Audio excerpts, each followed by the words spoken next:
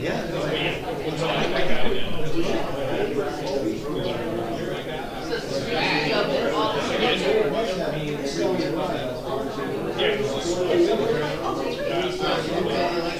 They stayed with him there until 9.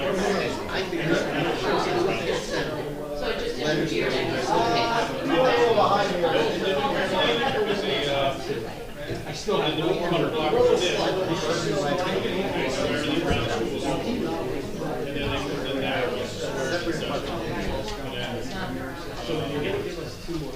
Yeah, 1 minute.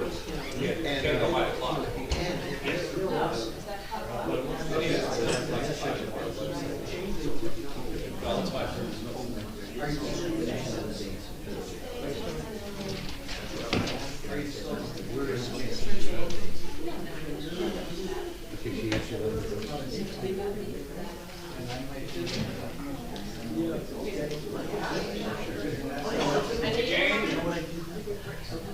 That clock is wrong.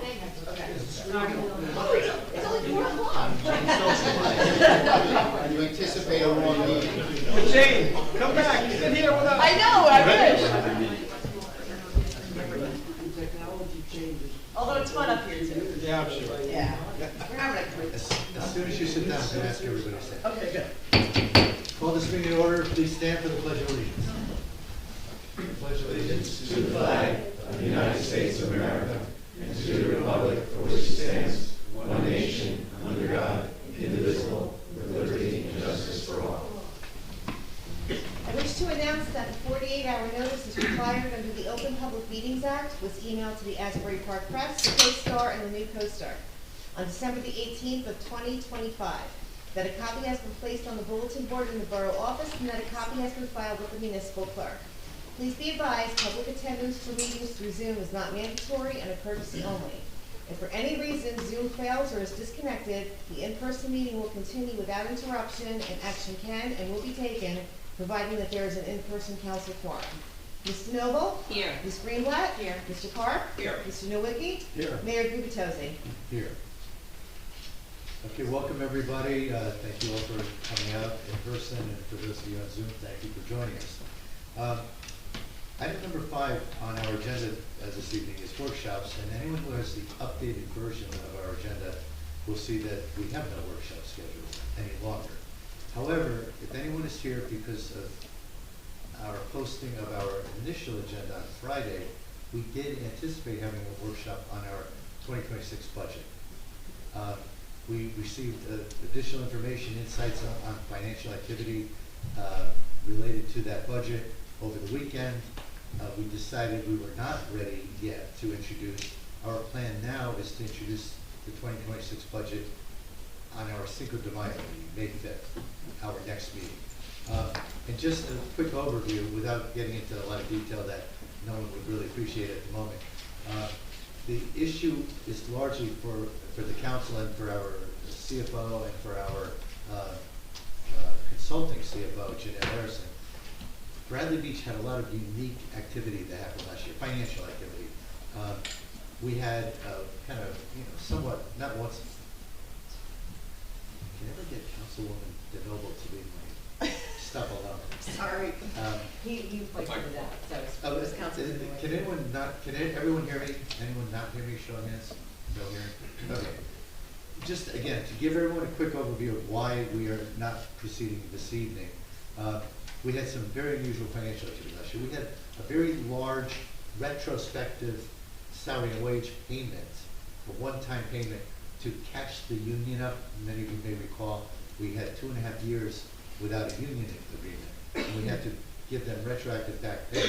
Well, question number 1 is, how do we treat that in terms of the amount of the dollars that we paid last year, and whether or not there are charges related charges that also have to be brought into play in our 2026 budget. We also had the sale of the church, a very significant asset, brought in $4,875,000. And there are significant questions as to how much of that revenue we can recognize this year, and what expenses need to be offset or are allowed to be offset by that revenue. So those are the two most significant things. There's one third one, which is the Borough of Bradley Beach, back in the end of, or middle of '24, entered into a 50-50 cost-sharing agreement with Avon, Avon by the city. And that is related to particular bond ordinance for our outfall pipe, and that's been expanded to include our gate in Sylvan Lake.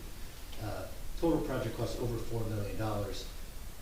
$3 million of that or so subject to grant funding, reimbursement, and then whether it be a remaining $1 million or so to be determined, because we don't have quotes yet on the gate, but we're estimating it to be $500,000 or a little more. But that, say, $1 million left over, we share 50-50. Now we, Bradley Beach, bond the money, pay the contractor, which we've been doing. We get reimbursement at some point, 50% from Avon. That wasn't necessarily reflected in our 2026 very preliminary budget. So these are three major initiatives that are pretty unusual in the world of municipal government. So I've been going back and forth with not only our CFO, Mitch Stein, our new CFO, but also our prior CFO, who's now our CFO consultant, Janelle Larison. So we were not ready to introduce tonight, but we do plan to be ready to introduce in 2 weeks. So that's a quick summary of why we have no workshop scheduled for tonight. So moving to item 6 on the agenda is presentations and bids. And our first presentation is a proclamation for Arbor Day, and I'd like to turn to Council President Denofa. That'd be my honor. Thank you, Mayor. Whereas in 1872, the Nebraska Board of Agriculture established a special day to be set aside for the planting of trees. And whereas this holiday called Arbor Day was first observed with the planting of more than 1 million trees in Nebraska, and whereas Arbor Day is now observed throughout the nation and the world, and whereas trees can be a solution to combating climate change by reducing the erosion of our precious topsoil by wind and water, cutting heating and cooling costs, moderating the temperature, cleaning the air, producing life-giving oxygen, and providing habitat for wildlife. And whereas trees are a renewable resource, giving us paper, wood for our homes, fuel for our fires, and countless other wood products. And whereas trees in our city increase property values, enhance the economic vitality of business areas, and beautify our community. And now, therefore, be it resolved, the mayor of the Borough of Bradley Beach does hereby proclaim April 24th, 2026 as Arbor Day in the Borough of Bradley Beach, and urge all citizens to celebrate Arbor Day and to support efforts to protect our trees and woodlands. Be it further resolved, the mayor urges all citizens to plant trees to gladden the heart and promote the well-being of this and future generations. Thank you, Council President.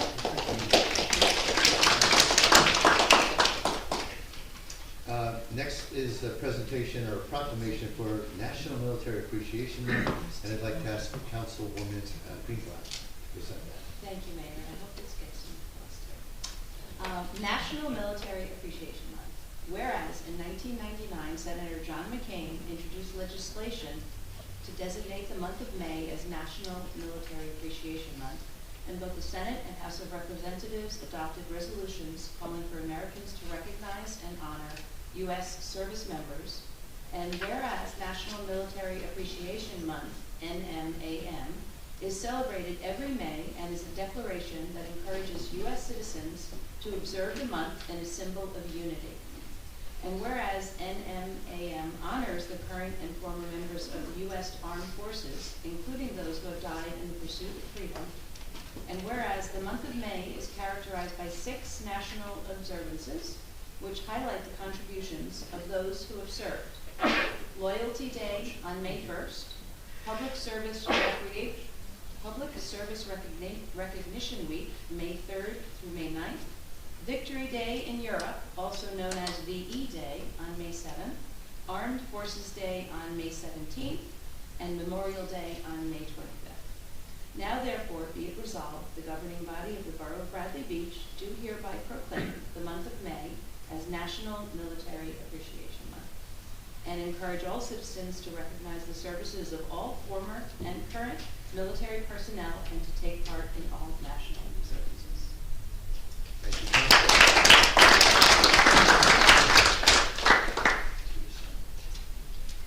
All right, thank you. We'll move to item 7 on the agenda, the approval of the minutes. I'll make a motion that we approve the April 7th, 2026 council business meeting minutes. Second. Ms. DeNoble? I will abstain since I wasn't here. Ms. Greenblatt? Yes. Mr. Clark? Yes. Mr. Nowicki? Yes. Mayor Gubatosi? Yes.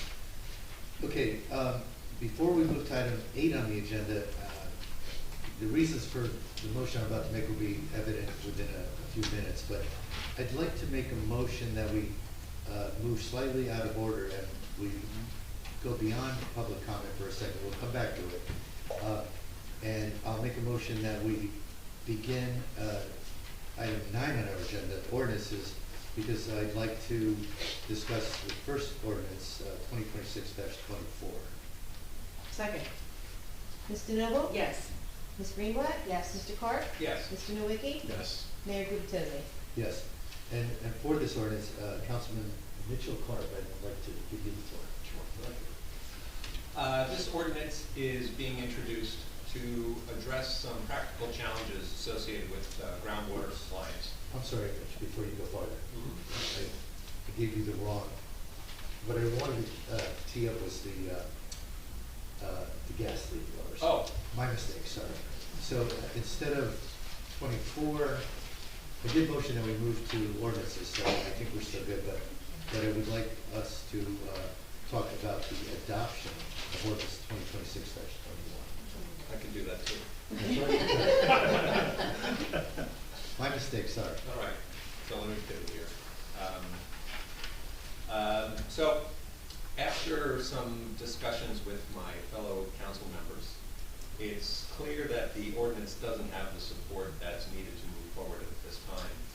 And as a result, I'll be withdrawing it from consideration this evening. That said, I do want to go on record expressing my continued support for the intent behind this ordinance.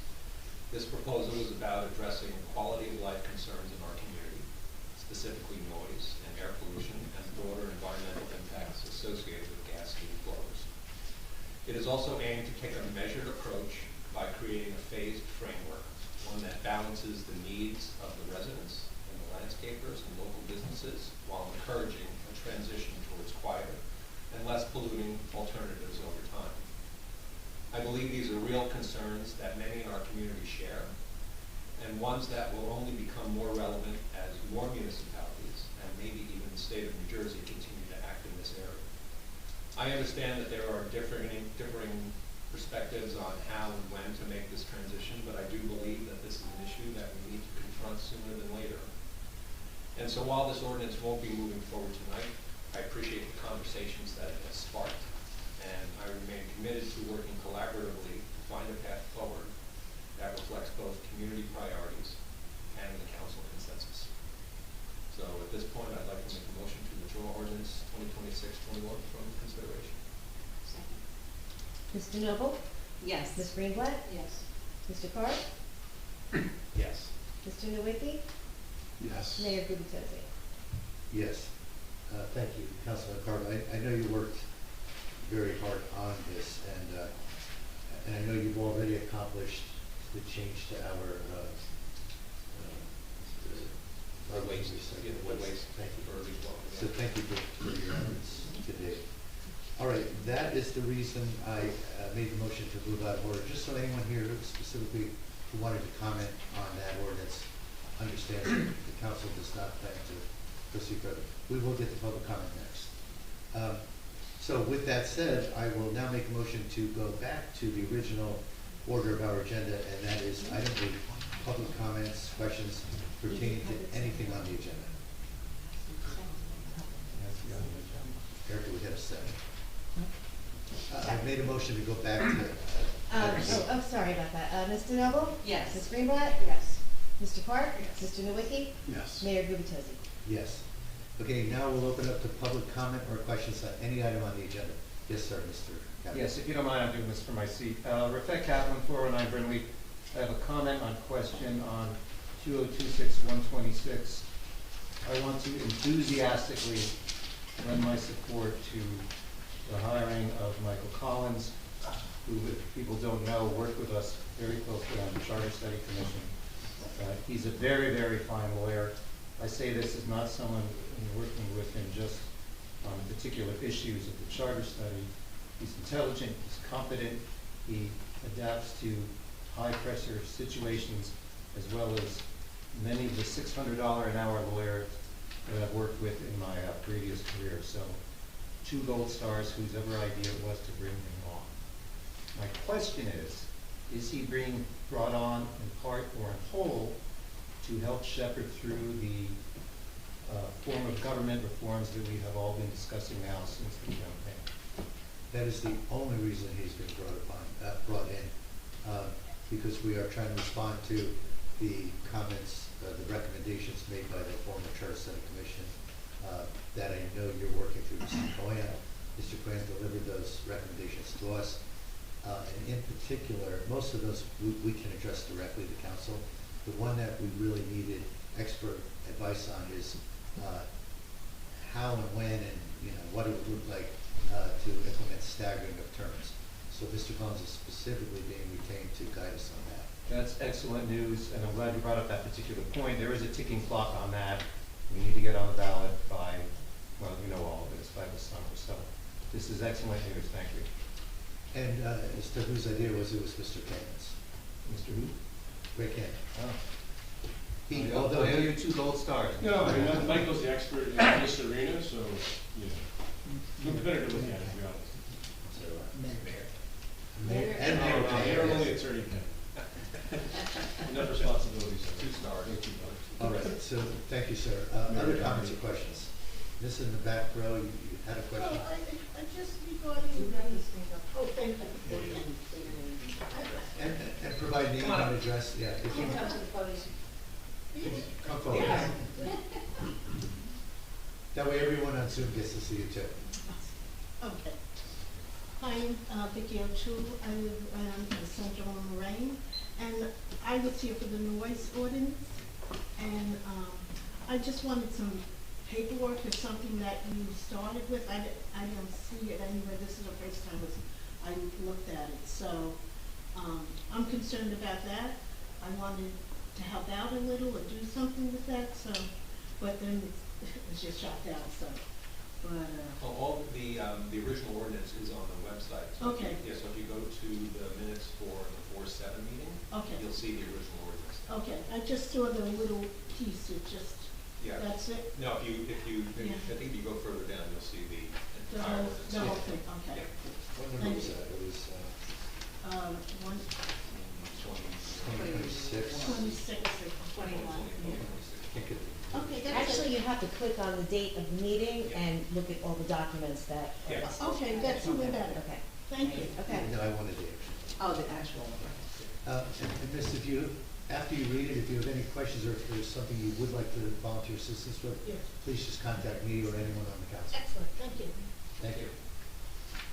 Other questions or comments about anything on the agenda? Yes. Good evening, everyone. Linda Duffy, 312 Brindley. I was concerned because the agenda kept on changing today on the website. That's right, because The agenda kept on changing on the website today. I don't know what was going on with it, but anyway, I was interested in finding out why it wasn't on the agenda, how much the lead paint cost was going to be. okay, so so for the lead abatement, what happened was a couple meetings ago, I don't know if it was last or a couple, we authorized, we did a bid, and we authorized the hiring of someone to do lead abatement work. And we realized, so we hired this gentleman in his business, and then we realized in our ordinance we didn't have a fee. So we have an amendment tonight for lead abatement to identify fee structure for lead abatement testing. And as soon as we introduce and adopt, that gentleman, probably a month or so from now, will begin doing lead abatement work. If you want specifically to know the dollar amounts. Yes, and it's only gonna be for rental units? Mr. Cannon, you helped us with this, would you mind responding? Did you Sure, have- so, it only applies to certain categories of properties. So fundamentally, if it's built after 1978, the general things that you see in the lead paint disclosures when you purchase your home, but also, the landlord, it's basically the landlord. So on a transfer of occupancy, you have to have a lead paint, you have to have this lead safe certification, so you need that registration, essentially. So it's done once? Once It only every 3 once. years.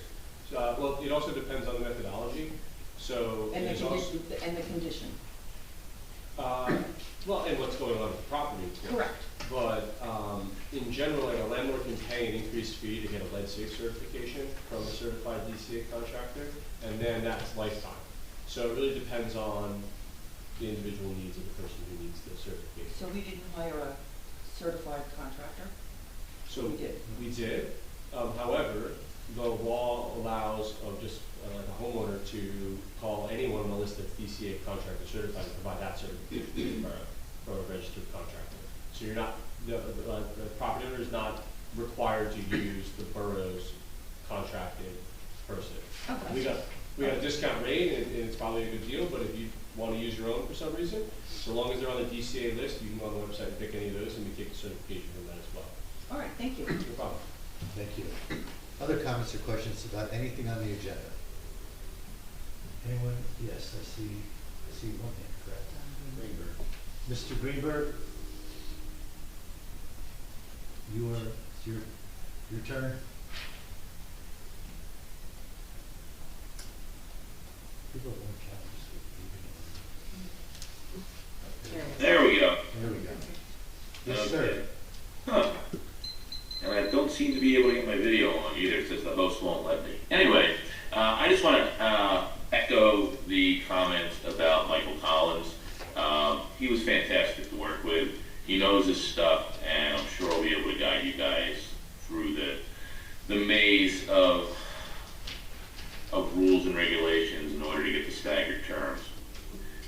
My other comment was, what were the problems in getting a council consensus on the blower ordinance?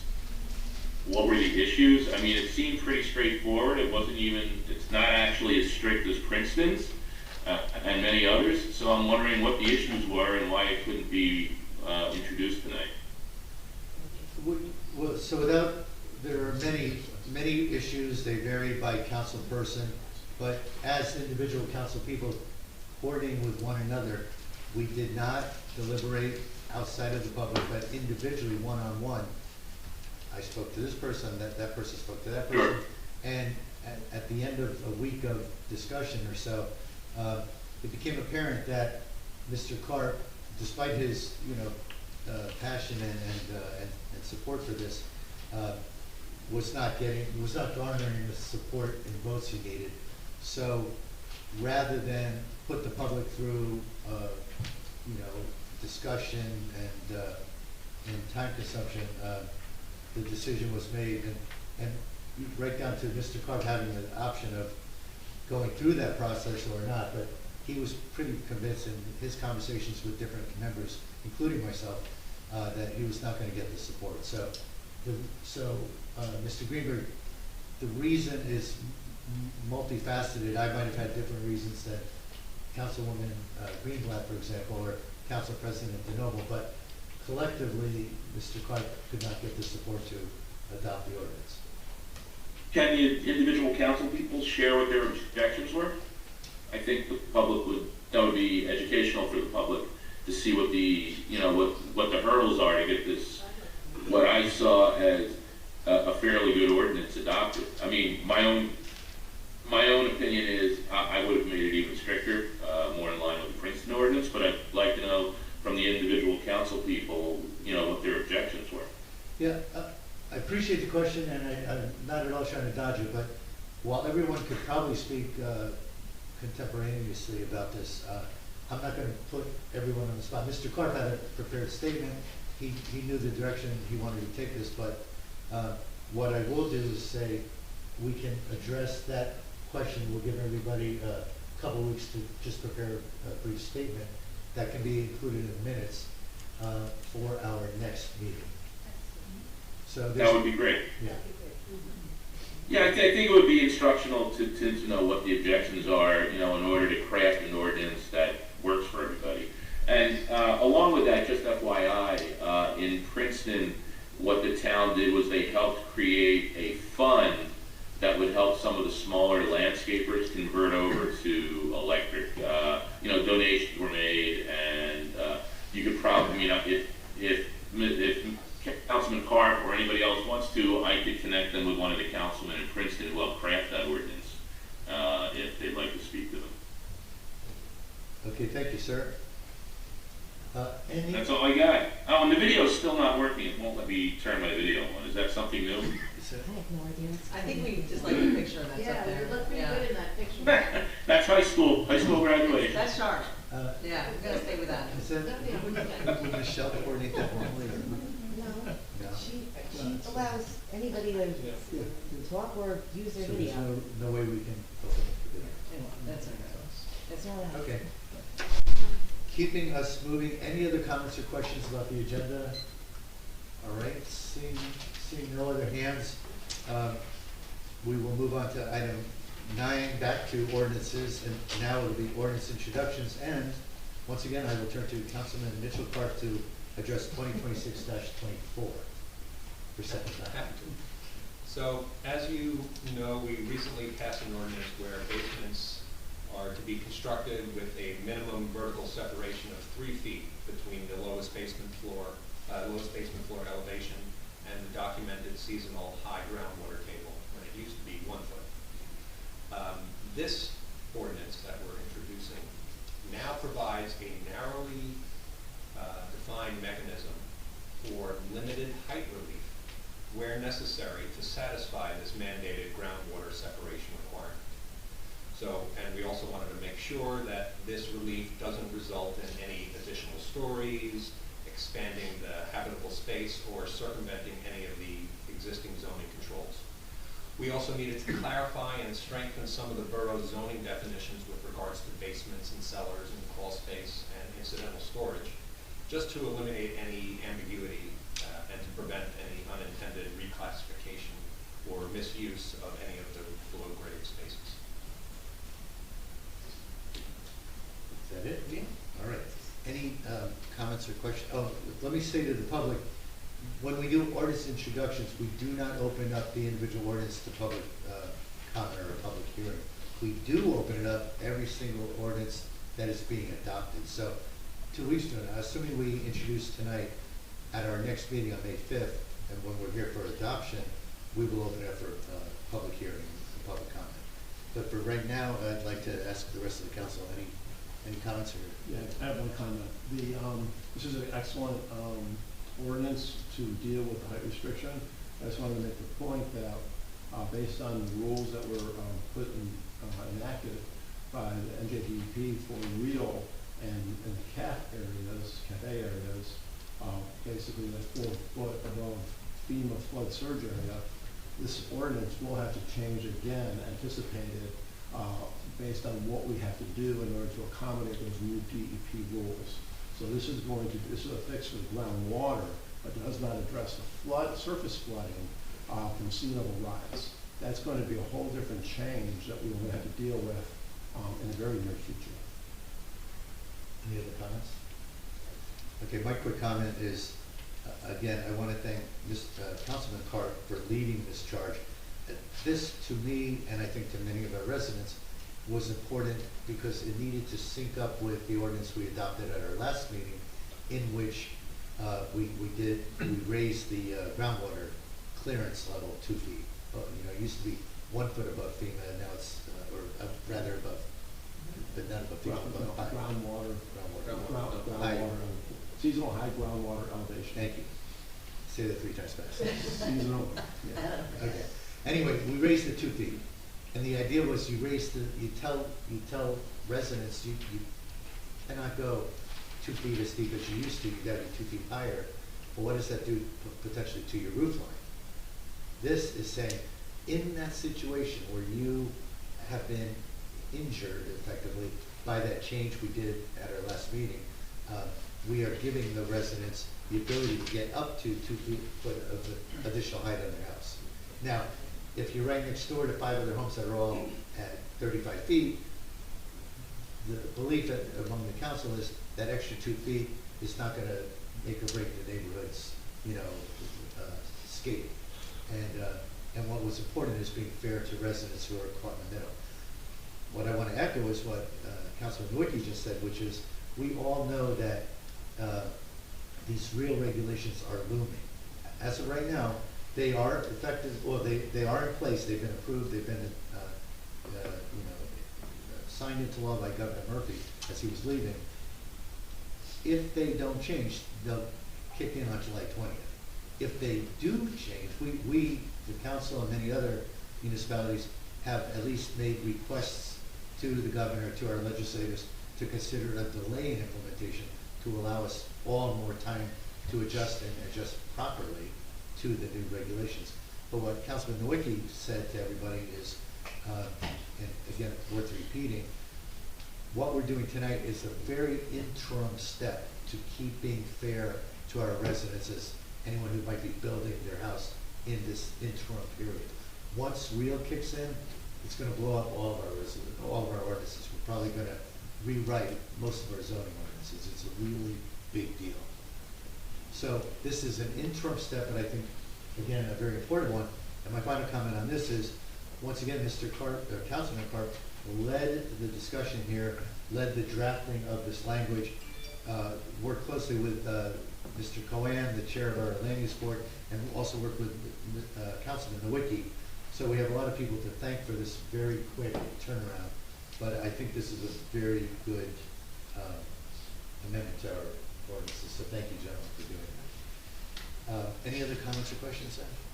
With that said, Mr. Carter, would you like to make a motion? I make a motion to approve the introduction of ordinance 2026-24, amending chapter 450 zoning. Second. Mr. Noble? Yes. Ms. Greenblatt? Yes. Mr. Park? Yes. Mr. Nowicki? Yes. Mayor Gubatosi? Yes. Okay, ordinance 2026-25, which is basically adding fees to our lead-based paint inspection ordinance.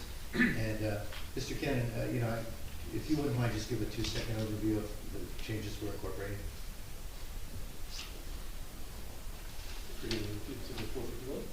No, lead abatement. Just the fees, really, right? Yeah, sure, I have to pull them up. I know that the initial inspection is, lead surface. You know what, I don't know. Let me just- that way I get it right the first time. So $200 per dwelling unit for a visual assessment, $25 filing fee, and a $295 for reinspection upon failure. An additional $20 per unit fee from multifamilies would be collected and placed into the Lead Hazard Control Assistance Fund, which gives monetary assistance to substandard housing to abate lead. All right, thank you, sir. I also, the other thing I'm sorry to, No, please. if I keep going, just so people have the full thing. So if there's an exemption under section C, and this is what I was mentioning to Ms. Duffy before. If your unit, or your rental unit, or your multifamily dwelling has a lead safe certification, which is a higher certification that you can obtain from that list of contractors, or the borough's contract, if that matter, then that's a lifetime certification. So you just bring that along, just like your other documents for your insurance for your rental property and everything, and that's lifetime. That's a higher fee, and I don't want to quote it. Depends on the contractor you call, and also depends on your particular property circumstances. But the lead safe certification is lifetime as well, and you don't have to do that. It's not a repetitive fee at that point. All right, is that it? That's the full picture, man. Thank you, sir. Any comments or questions from the council? All right, I will make a motion that we vote to approve introduction of ordinance 2026-25. Second. Mr. Noble? Yes. Ms. Greenblatt? Yes. Mr. Park? Yes. Mr. Nowicki? Yes. Mayor Gubitosi. Yes. Let's see. Okay, ordinance 2026-26 is an ordinance amending chapter 451 of our fair share housing and affordable housing. And I'll give a quick overview. Mr. Ken, I'll also ask you if you want to add any comments after. But after the borough joined round 4, participated in round 4 of the affordable housing, we then worked closely through our planner and our attorney to negotiate a settlement agreement with fair share housing. And with that settlement agreement came overlay ordinances. And we needed to include those overlay ordinance amendments in chapter 450. Chapter 450 is our zoning chapter. Interestingly, and none of us really picked up on it until we went through this process, a number of years ago, many years ago, like 2017, there had been a chapter 451 established for overlay zones. Because there was an assumption back in 2017 that the borough at that time would be complying with fair share housing. That all never came to be, but it was put in the wrong zone. Should have been in 450 zoning, not 451. So Mr. Cannon has worked diligently to make a reference that ties anyone who's looking for overlay zones to 450, which is what we adopted a couple months ago by adjusting language in 451. However, we still have to leave the rest of 451 there because that includes other things related to affordable housing, such as development fees for residential and commercial properties. So we had to leave it, but we had to, this whole section called overlay zones, we had to change the title and move a reference to the overlay zones now being located at 450. Can anyone repeat that? Anyway, Mr. Cannon, anything you can add or clarify? No, so this just cleans up the latter chapter following the prior ordinance. We'll actually have one more cleanup as well to deal with numbering on the original overlay zones. We'll have that in a couple weeks. Perfect, thank you. Any comments or questions from the council? Still a housekeeping, we like that. We've got a good amount of housekeeping. Yeah. Okay, so with no further comments or questions, I will make a motion that we approve the introduction of 2026-26. Second. Ms. DeNoble? Yes. Ms. Greenblatt? Yes. Mr. Carr? Yes. Mr. Nowicki? Yes. Mayor Gubitosi. Yes. Moving to item 10 on the agenda, communications, there are none. Moving to 11 on the agenda, resolutions. We have consent agenda resolutions. Does the council wish to address any of those individually? Okay, seeing none, then no requests. I'll make a motion that we approve resolutions 2026-117 through 2026-120. Second. Ms. DeNoble? Yes. Ms. Greenblatt? Yes. Mr. Carr? Yes. Mr. Nowicki? Yes. Mayor Gubitosi. Yes, and while we didn't comment on any of these individually, I do want to just call out to the public that 120 was acknowledging the probationary firefighter appointment of Patrick Collins. So we're excited for someone joining our fire department, Mr. Collins. All right, now we'll move to individual resolutions. 2026-121 is a resolution reappointing our municipal court judge, Paul J. Capitorto, for a 3-year term effective July 1st of this year through June 30th, 2028. Actually, that should be 29. I apologize. So, okay, 29. Yeah. Thank you. Mhm. Second? Yes, please. Second. Oh, yeah, motion, please. And then second. Ms. DeNoble? Yes. Ms. Greenblatt? Yes. Mr. Carr? Yes. Mr. Nowicki? Yes. Mayor Gubitosi. Yes. 2026-122, I'll make a motion that we approve, well, first of all, I will not make that motion. The resolution is, Gee, thanks. You'll love. We need a drum roll first. I'm trying to move this along, but anyway. Resolution reappointing one Miss Erica Costas, who happens to be our clerk, RMC, as municipal clerk for the borough for a 3-year term beginning on April 28th, 2026, And this time she got the dates right, 3/24. They're right in the resolution though, so that Yes, counts. There we go. Pursuant to NJSA 48-9-133.7. Any comments or questions? When did it expire? There's a tremendous amount of enthusiasm behind this, I can tell. Oh, yes. Yeah.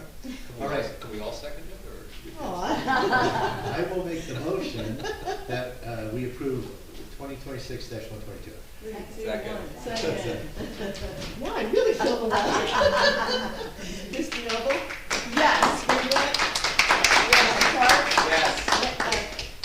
Mr. Nowicki? Yes. Mayor Gubatosi? Yes.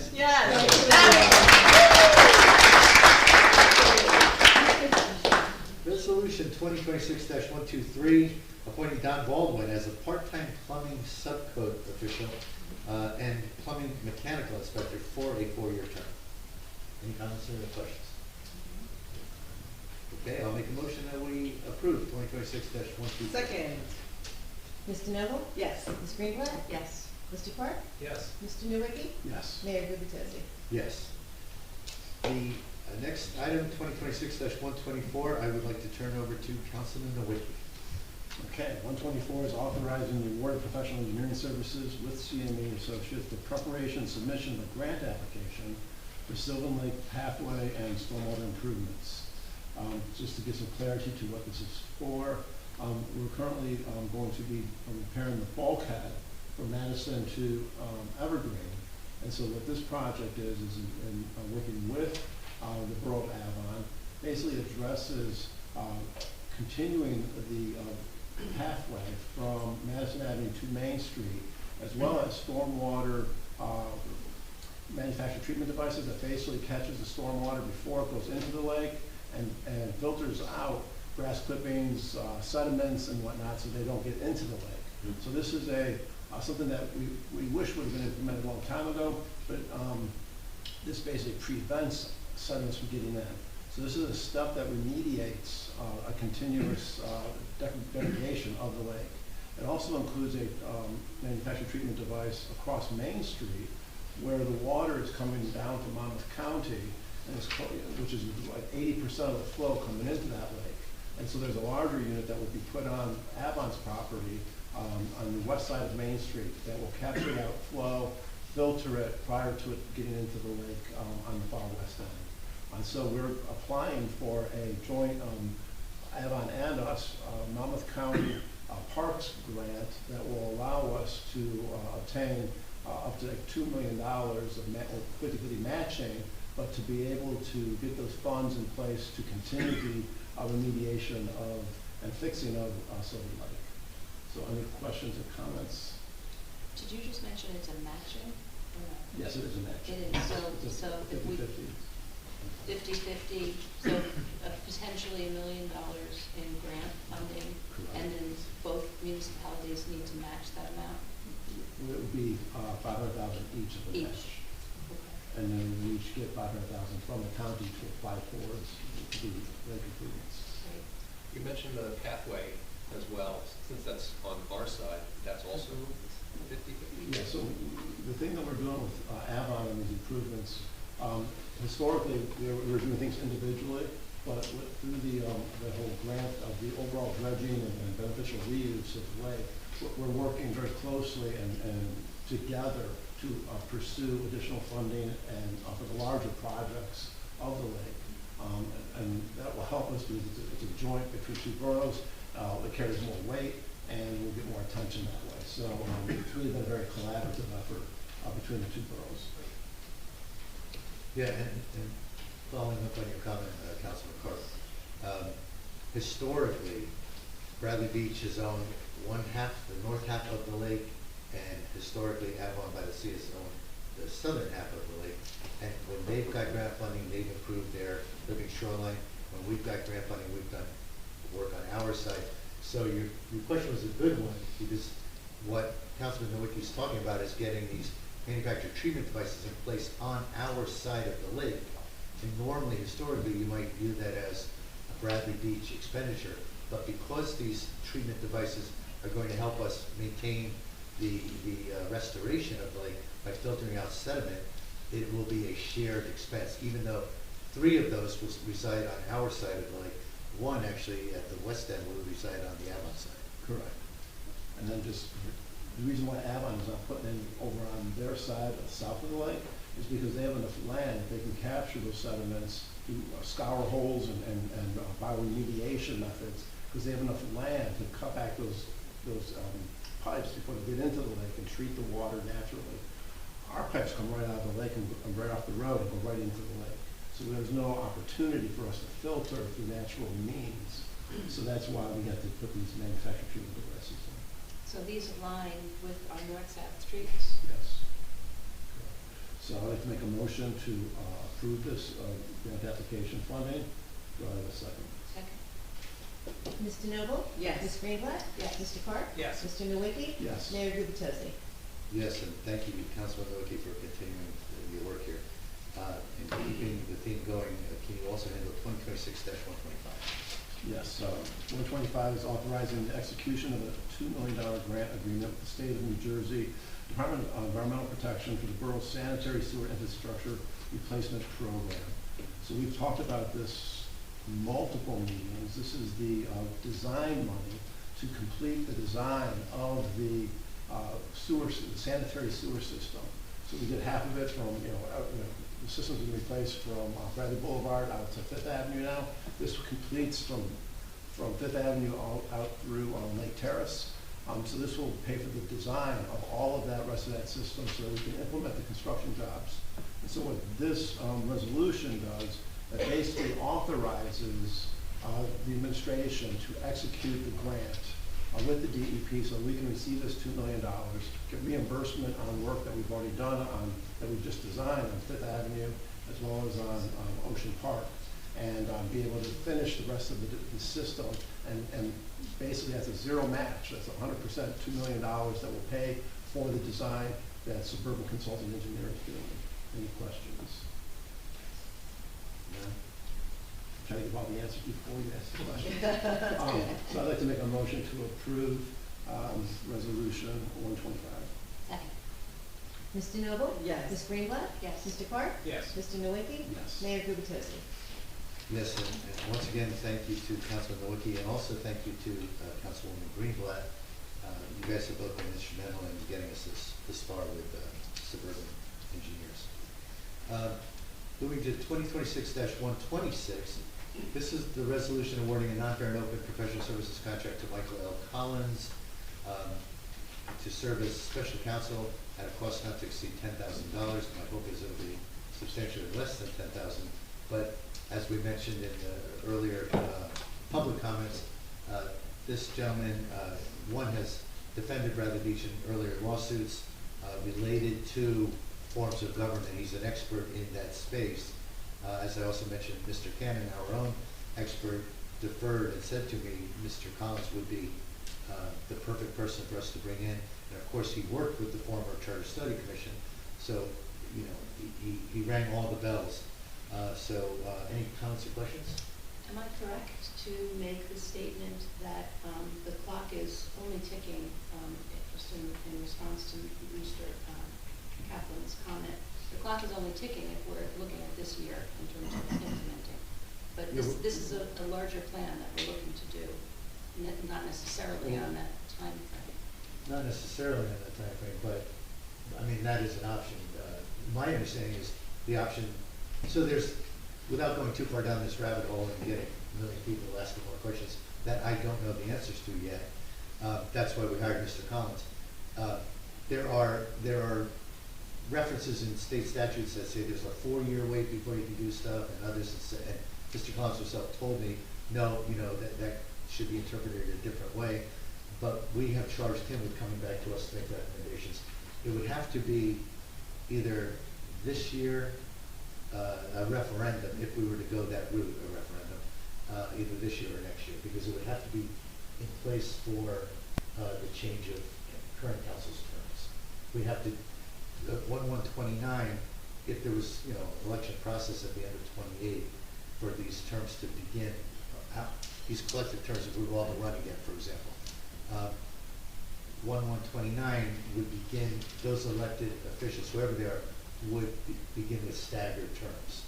But we can have that referendum this year or next, depending on a multitude of variables. Thank you. That's what we're looking for. And Okay, there's also other basically, there's a number of proposals that are short of something that would require a charter study commission like the process we did last time. Some of those are ordinances that will also be helping us out with as well, and providing some help to me to be in the various case law that's been created here directly in the borough as to what's permissible and what's not. We want to work together, and at minimum, we need a legal opinion on whether we can move forward within the 4 years. And Mr. Collins is essentially at this point one of the recognized experts in charter studies in New Jersey. So we really couldn't find him enough. Actually, I literally saw him described that way in the newspaper the other day. So. no, we're very excited to have him. He's worked with the borough before. He's worked with the Charter Study Commission, an expert in his field. So more to come on that. But right now, I would like to make a motion that we approve 2026-126. Second. Ms. DeNoble? Yes. Ms. Greenblatt? Yes. Mr. Park? Yes. Mr. Nowicki? Yes. Mayor Gubatose? Yes. Okay, item 2026-127. This is awarding the concession license for the borough's new beachfront promenade concession. This is the old sewer pump station with the cinder block building that's been a fortress on our beachfront for, unused fortress for like 50 years, give or take. We're very excited to have a new concessionaire. Won the bidding. Mr. Kennedy, does somebody know the bid amount? It was 21,000 and change? Yes. DA, do you know? So, yeah, the first year, and then it ratchets up every year to Yeah. 5. It was 21,100. 21,100, okay. And I know, Which is above the minimum bid threshold. okay, and I'm gonna call you. Now, did you meet with Legacy today, or no? So I Okay. spoke to them on the phone last week. We were gonna try to meet today, it just didn't work out, but Okay. hopefully by the end of this week. Because a lot of people have been asking who is taking this over, and it's called Legacy Hospitality and Communication. And I just did a little research to see who they are and what they offer. They're a professional team known for a community-first approach. They have a proven track record of managing popular spots like the Garwood Sports Complex, the Graydon Pool in Ridgewood, the Mountain View Golf Course, Colony Pool in Chatham, East Brunswick Ice Arena. They bring their values of excellence and genuine hospitality to our oceanfront. They're committed to providing a high-quality, reliable experience that our residents and visitors will truly enjoy. So these are things that we can look forward to. We don't know specifically what they're going to offer, but it's definitely not their first rodeo. No, they have an outstanding track record. Yeah, I'm very excited about that. That's a wonderful addition to the beach. And they have a very cool website. They have a very professional looking website. And this is a They do. 5-year contract. Correct. Yes, all good news. Yeah. So, this year alone, this is our second new concessionaire coming to the boardwalk. First one being at the old Second Avenue Grill. They have a new name. I'm sure they'll be rolling that out. Today, they shared with me their website. The Boardwalk Bandit is the name. And more to come on that. And now we have this new concessionaire. So Bradley Beach is very excited to have two new concessions joining our boardwalk this year. So with that said, I would like to make a motion that we approve 2026-127. Second. Ms. DeNoble? Yes. Ms. Greenblatt? Yes. Mr. Park? Yes. Mr. Nowicki? Yes. Mayor Gubatose? Yes. 2026-128, this is the shared service agreement with Manchester Township. Basically, the individual, Jeanette Larison, who served there as our CFO for pretty much the past 12 months, we are now proposing that we enter a shared service agreement to keep her on with resources at her disposal from Manchester for a period of time. This is structured to be basically a monthly agreement. Either party can terminate with 30 days notice. Every month it would be, it's $1,500 a week, which is $6,000 a month, which could be $72,000 a year. It's not likely to go a full year. It's likely to go 3 to 5 months. Just as our own new CFO, comes fully up to speed and fully transitions into Bradley Beach. But this is to create a shared service, which will give us more definitive funding of that CFO consulting role. Right now, we're just paying a pure hourly rate. Any comments or questions? Does this just go on in continuity until we decide to stop it? Or until they decide, yeah. Or until they decide, but we don't 30 need to days. officially do anything, the resolution to keep it going forever? No, yeah, no, this is giving us a, up to a year, I guess, because it does say, Mhm. 64,000, that's $72,000. So anyway, no other comments or questions, I'll make a motion that we approve 2026-128. Mr. Noble? Yes. Ms. Greenblatt? Yes. Mr. Park? Yes. Mr. Nowicki? Yes. Mayor Gubitosi? Yes. 2026-129, I am going to turn over once again to Councilman Nowicki, The sewer guy. the sewer guy.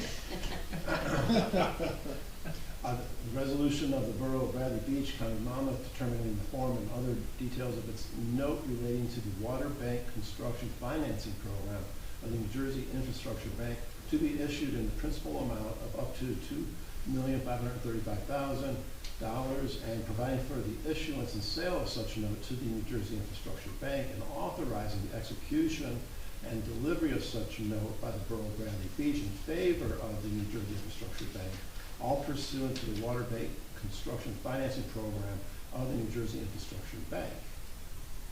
Now that you all got that, how many times did I say Water Infrastructure Bank? So this is simply put, so we've gotten agreement with the Water Infrastructure Bank to fund the construction of the remaining portion of our sewer system and the whole north end of all the sewers, which is what I referenced when I talked about the $2 million design money. This is for construction. We have gone to construction this September, 2 sections of sewer, the completion of Fifth Avenue and the completion or the first 2 blocks of Ocean Avenue up to Madison of Ocean Park, where we had many problems with maintenance of the sewer collapsing and failing. The $2.535 million is the overall cost for those 2 segments of sewer. Now, we're taking a note from the, or providing a note to the infrastructure bank because they are going to fund short-term that financing at a 0% construction, 0%, 75%, 0% interest rate, 25% bond rate. We're not going conventional bonding on this. We are borrowing money from the Water Infrastructure Bank at that low rate because we're qualified into that program. So this is the first piece of that. The whole $2.5 million is what the construction will cost, as well as the inspection to complete that sewer, as well as the paving. The paving costs will get reimbursed by the DOT, so that dollar value of borrowing will come down and get reimbursed by the grant from DOT for the paving. And then the remaining portion of that cost will be part of the overall program of the infrastructure bank for the whole sewer system. So this is the first $2 million roughly of sewer work, which we will be getting principal forgiveness on, because we're qualified for 3 years of principal forgiveness with the DEP.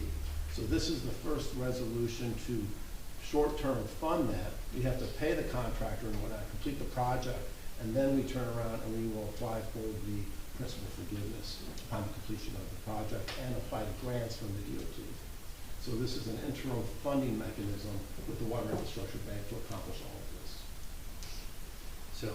So is it fair to say, if it does turn out that the project costs us $2.5 million, and ultimately we will get principal reimbursement of $2 million, we effectively would be bonding $500,000 at an interest rate of 0% on 75% of 500. Minus the grant money that we get from the DOT, which is roughly $700,000. Okay. So this, we had, our numbers right now could probably be coming under that dollar value, but it's all based on what the bids come in from the actual contracting community.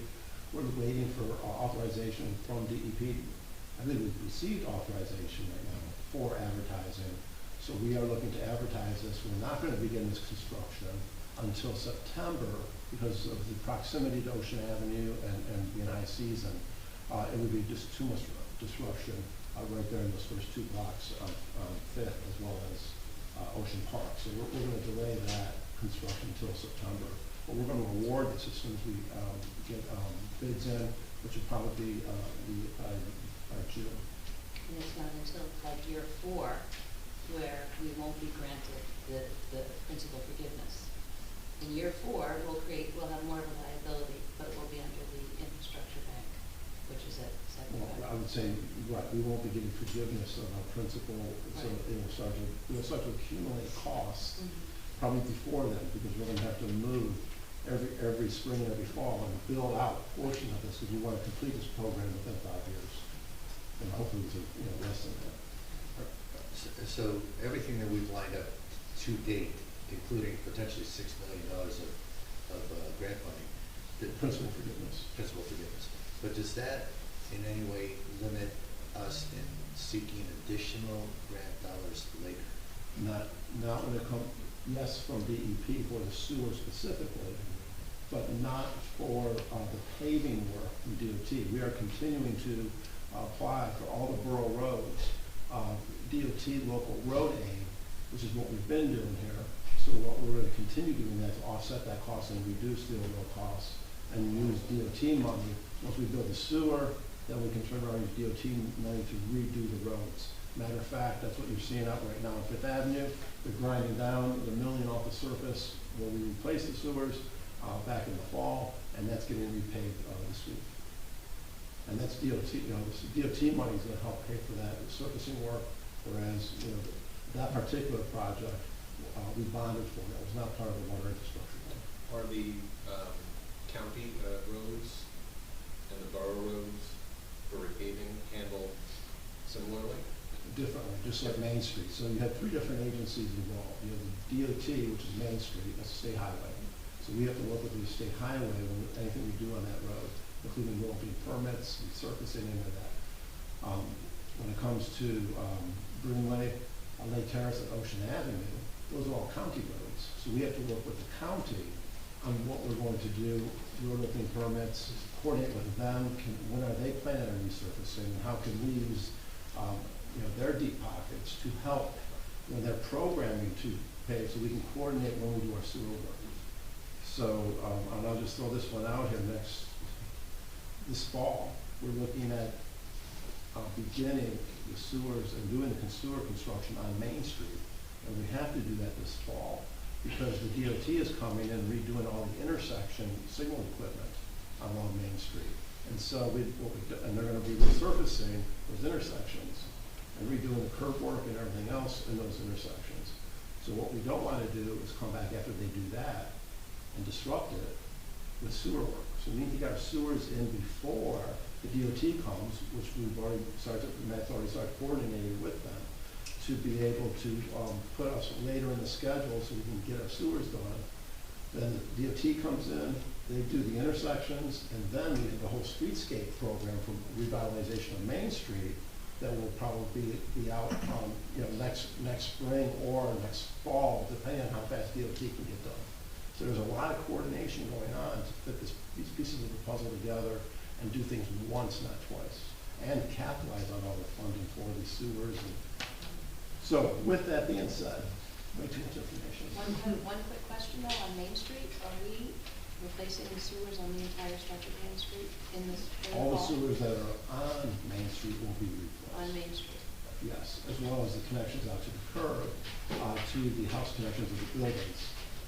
But keep in mind that it's a strange thing that Main Street isn't a continuous pipe all the way down. It goes maybe 1 or 2 avenues and it turns 90 degrees and heads down, towards, down east-west streets, the avenues down. So there's going to be pieces that don't have sewers and then pieces that do have sewers. So it depends on where you are along Main Street. So, and you probably see the surveyors out there, they've already surveyed it all. They're right now working on the plans.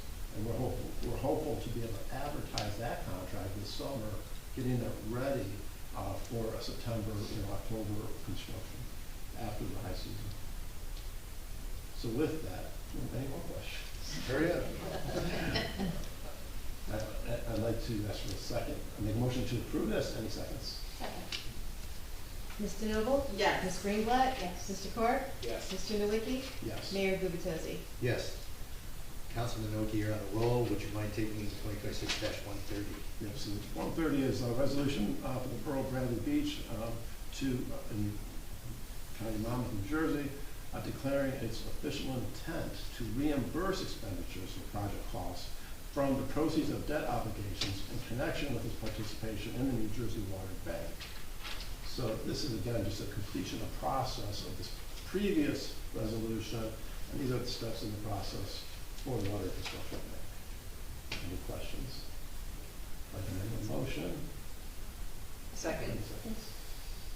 Ms. DeNoble? Yes. Ms. Greenblatt? Yes. Mr. Carr? Yes. Mr. Nowicki? Yes. Mayor Gubatosi? Yes. Thank you, Councilman. Moving now to the next item on our agenda, 12 announcements. There are none. 13A, the point of the agenda that I was looking forward to, the administrator report. Thank you, Mr. Mayor. I hope he's doing one today. I will do my very best. Thank you for setting me up for failure. Yes. So one thing I do want to report to the mayor, council about and the public is the work that JCP&L performed over the last couple of weeks in the northern part of town along Main Street.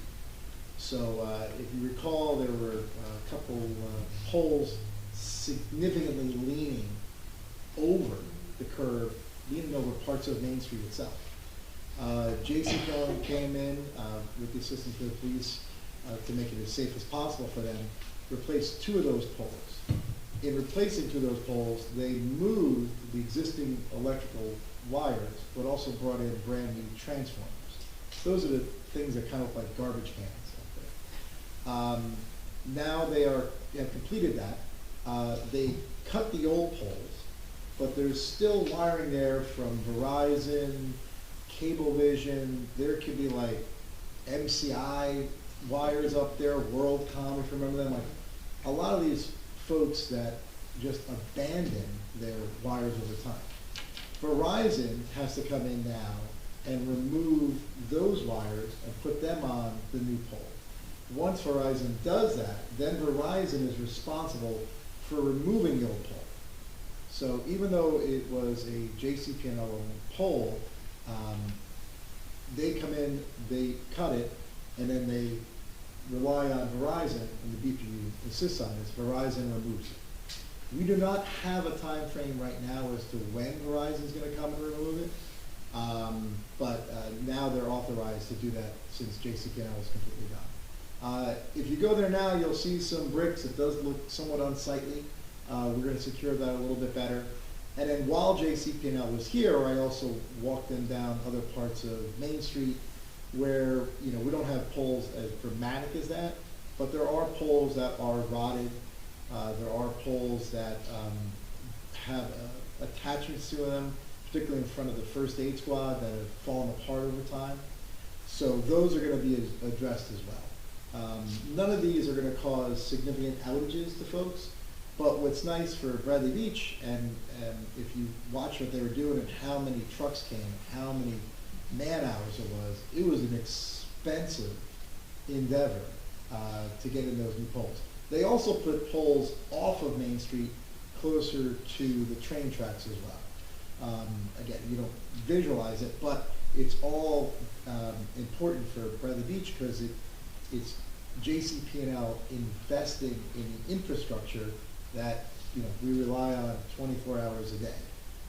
So it's nice to get them into town, and we're going to continue to work with them to make improvements throughout the rest of Main Street, you know, trying to triage which are the worst poles. Yeah, just on that note, in case anyone cares about this, I personally have been bothered since I moved here 20 years ago by these dramatically leaning poles outside of the old Speedway gas station. And within my first few months as mayor last year, I reached out to JCP&L.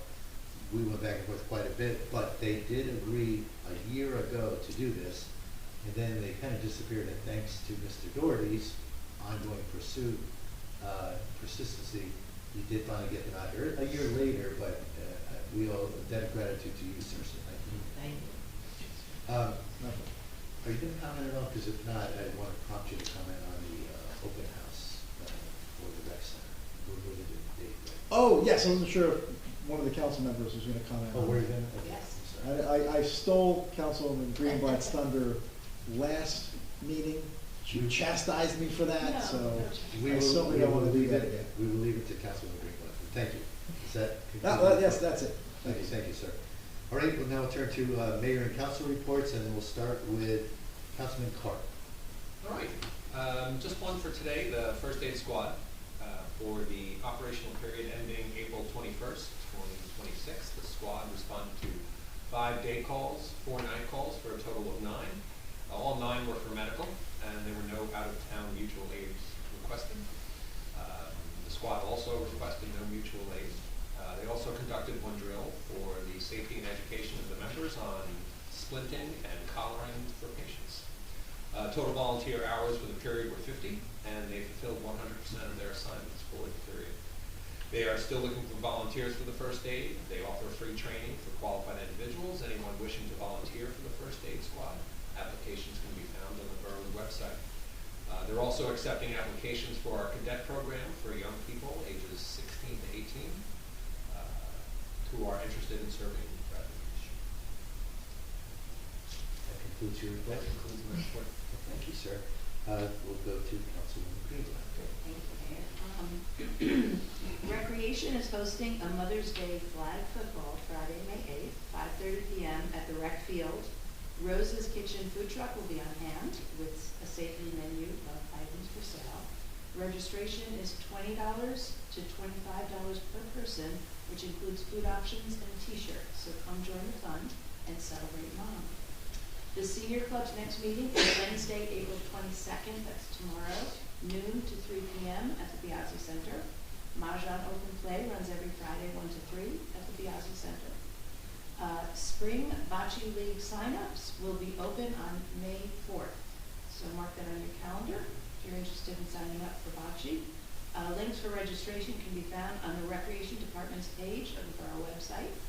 Summer Camp 2026 runs from June 29th to August 14th, Monday to Friday, 9 a.m. to 3 p.m. Registration is closed and camp is full, but if you're interested, be sure to put your name on the wait list, which will be determined on a first-come, first-served basis. Enrollment will be updated mid-May to early June.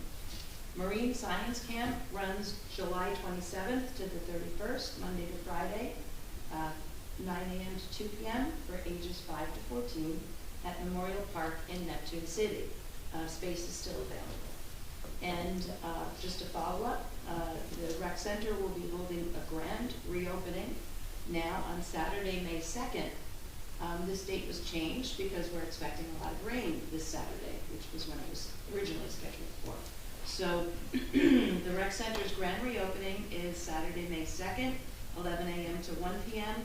with a festive ribbon cutting, music, pickleball, face painting, and treats sold by the PTA.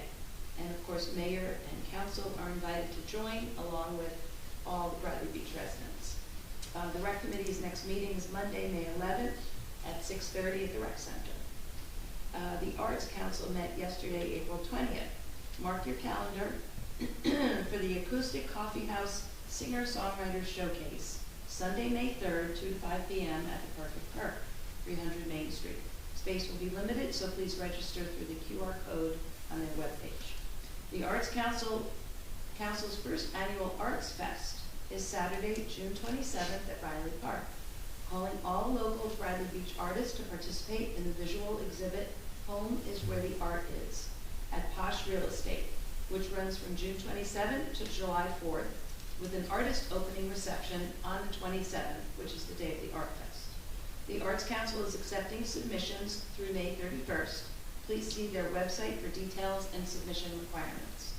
Anyone interested in helping on the day of the Art Fest, please reach out by email to artscouncil@bradleybeachnj.gov. No experience required, just enthusiasm for the arts in Bradley Beach. Their next meeting is scheduled for Monday evening, May 4th, 6:30 p.m. at the Piazza Center. And finally, the Fletcher Lake Commission met on April 9th. Keep an eye out as Fletcher Lake gets ready for the season. Commission member Sal Galicetti will be adorning the lake with spring flowers. The Bradley Beach DPW will be staining the bridge within the next few weeks. Once that's done, lights will be installed on the bridge, filling in any that are out. Aerators will soon flow with lights on the one beta test fountain.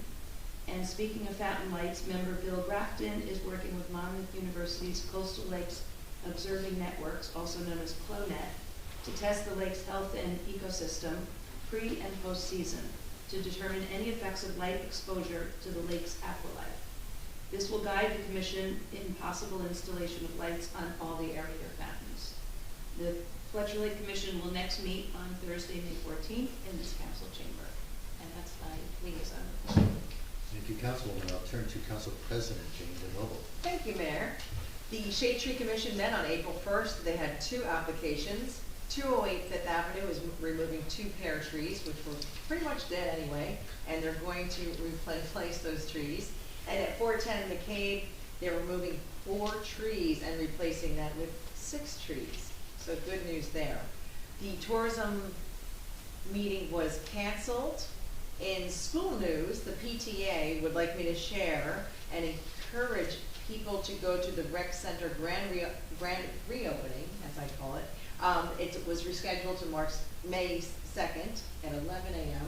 They will be selling concessions at that event, and they also ask people to visit Ponchos and Wanchos because 10% of the sales goes to the PTA. The Board of Ed met on April 7th, and they introduced their tentative budget. And despite increased health benefit costs and higher costs everywhere, our Board of Ed has managed to keep the school tax increase to just $7 a month for the average Bradley Beach home. This is an incredible achievement. Dave Antonzola, the business administrator, and the Board of Ed are managing a full pre-K through 12th grade curriculum while staying entirely debt-free, and they maintain a healthy reserve. In a time when we see many New Jersey municipalities are facing significant debt, this budget is a model of disciplined planning.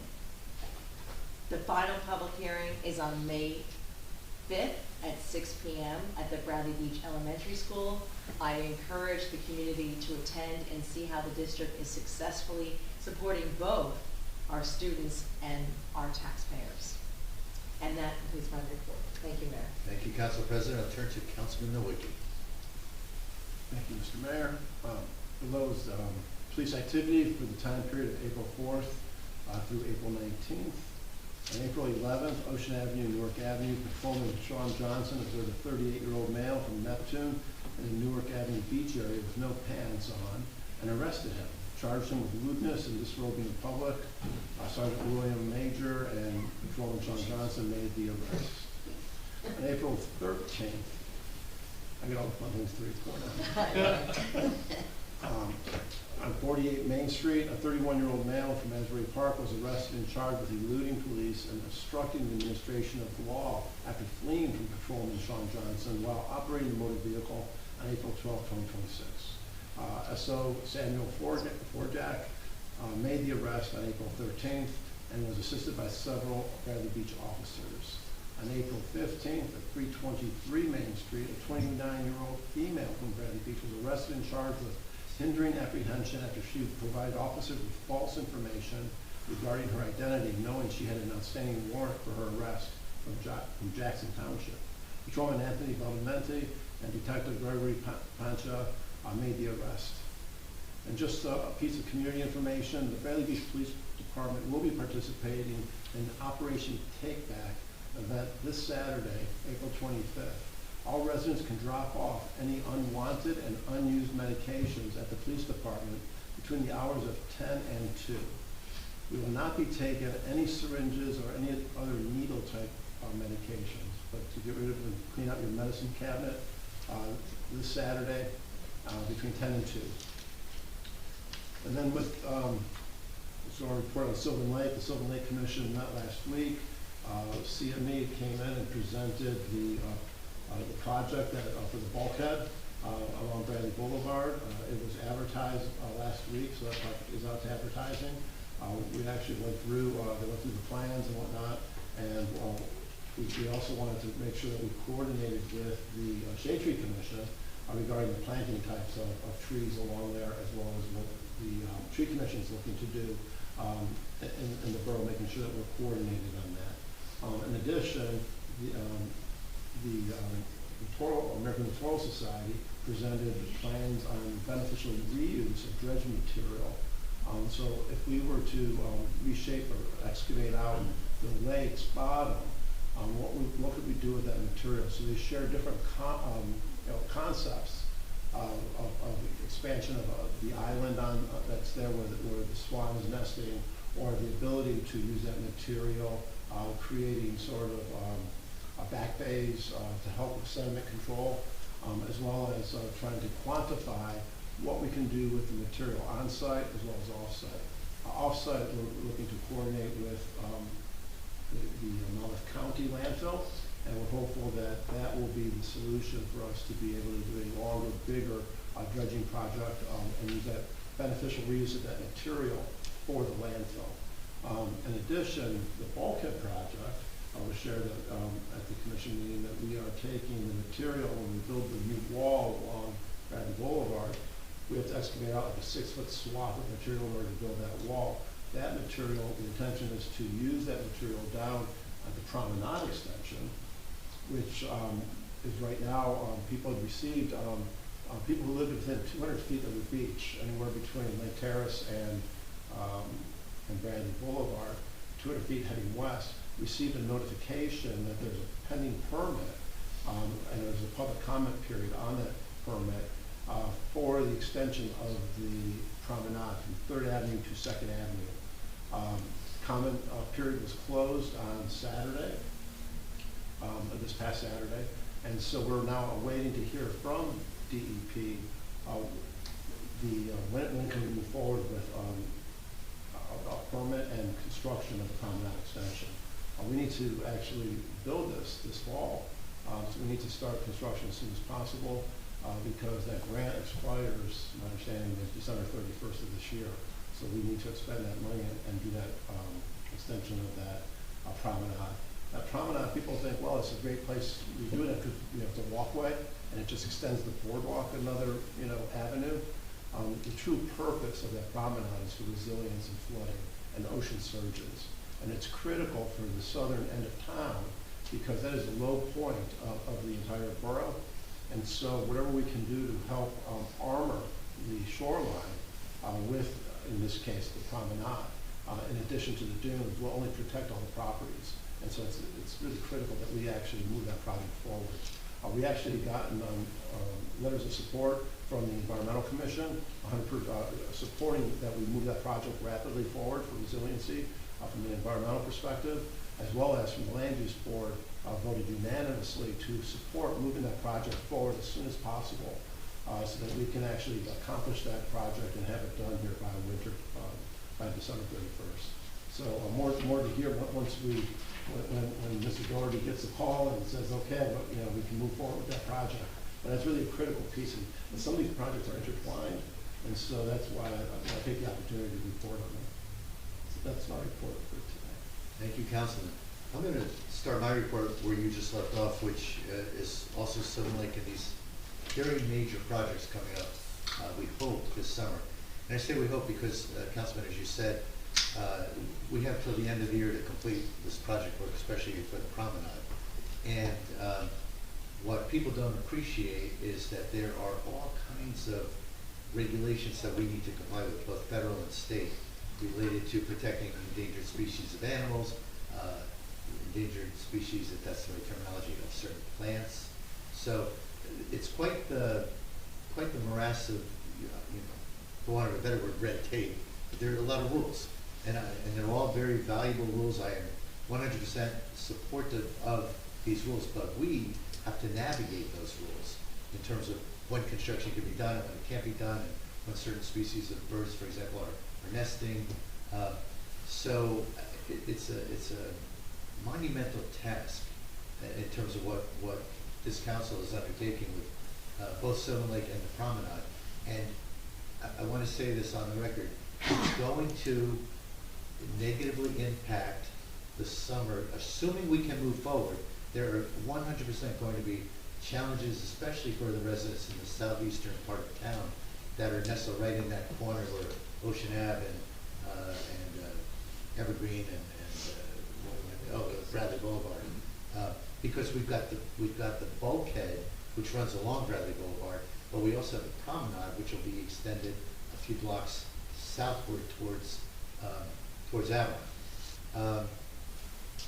It's critical, I believe, that we do this, and we are going to have residents raising concerns appropriately. I 100% understand it, but everyone needs to understand that these really are historic undertakings. I mean, we've been talking about saving Sylvan Lake, the borough of Bradley Beach, for 20 years. Now we're finally making huge strides towards restoring the lake. The next version of this discussion will be around dredging, I would think.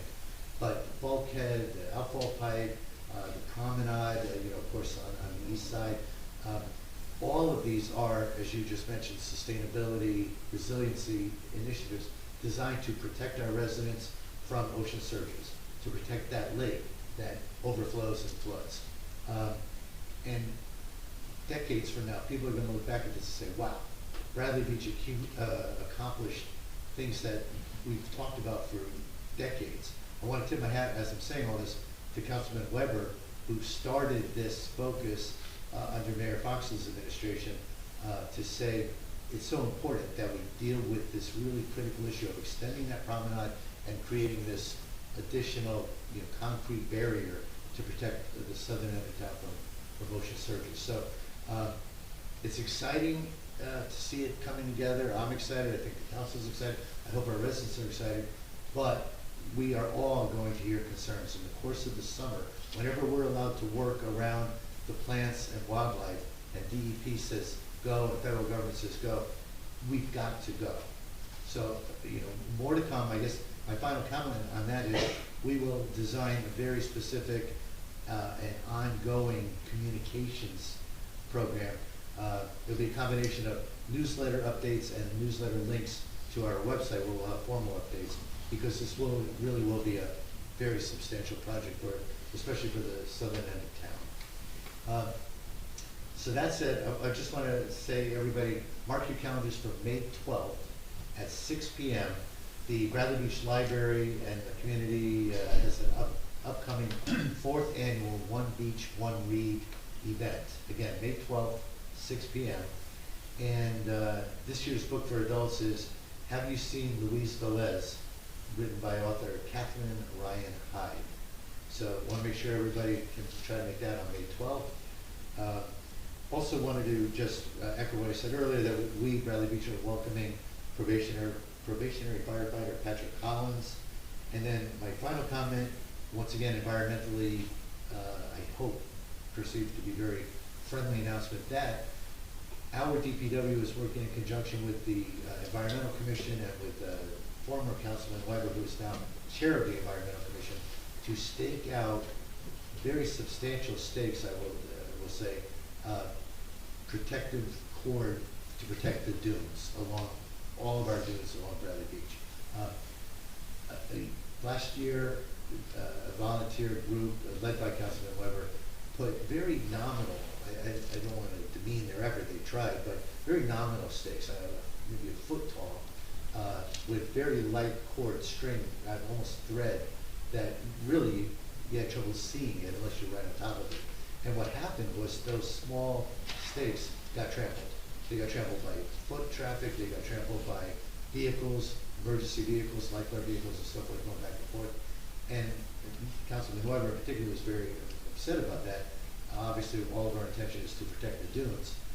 This year, the borough, supporting Councilman Weber and the Environmental Commission, had secured and already put into the ground 6 foot tall, 6 foot in length stakes, 2 feet in the ground, 4 feet above ground, a very visible protective shield now with a very visible cord of some sort of, is it nylon or? Nylon, okay. So And the, our DPW, this is just an additional task they've taken on beyond their normal beach maintenance and trash and recycling and everything else that they do. But they said, we really wanna do this, we really wanna do it right. So they will be next. They've got the stakes in the ground, they'll be stringing them next. And I know Councilman Weber has also engaged an environmentally friendly firm. I don't know the name of it, okay. But they, I believe, might come out to help do beach sweeps as well. So it's I think, a very successful initiative in partnership with the borough, the Environmental Commission, and this independent firm. I'll be sure to recognize the name in our next meeting, to just make sure we continue to, support resiliency and support the protection of our dunes. And that concludes my comments. I will now turn it over to item 14 on our agenda, which are public comments or questions about anything on the agenda or not on the agenda. Yes, Ms. Meadow.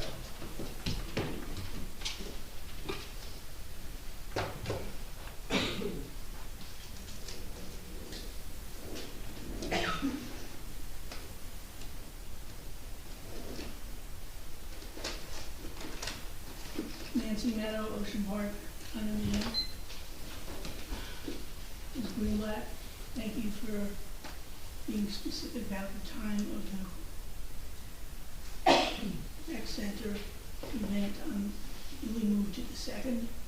As of this past Monday, the time was not posted on the sign outside the rec center on Main Street for the event. So times that you give us here is much appreciated. Mr. Mayor, you mentioned communicating the various future projects via the newsletter and or a link on the website. I would say that needs to go further. I guess we had some work done by JCP&L. Apparently it was not an emergency, even though we might have thought of it as an emergency. But had that been posted on the website, perhaps people would have saved themselves some aggravation and time by getting off of Main Street and taking an alternate route. I do not understand why a planned construction event for the town was not posted on the website. And when I say website, I mean Bradley Beach and j.gov. I do not mean Instagram. I do not mean Facebook. That being said, for 4 years, I requested of the previous administration beach badges to donate to the library because they use them as a fundraiser for holiday decorations. I was met with silence. In 2025, I addressed the new mayor, and he was able to secure and donate, I just was the intermediary, numerous beach badges for their fundraiser. The record needs to show that as of 2 weeks ago, out of his own volition, beach badges were donated again. Thank you, Mr. Mayor. An employee delivered them, who shall remain nameless because we can't talk about personnel, but thank you to the employee. And I just hope that this serves as an example that you can proudly serve your residents. You can do things without spending money. You can make Bradley Beach a nice place. So really, thank you very much. Thank you.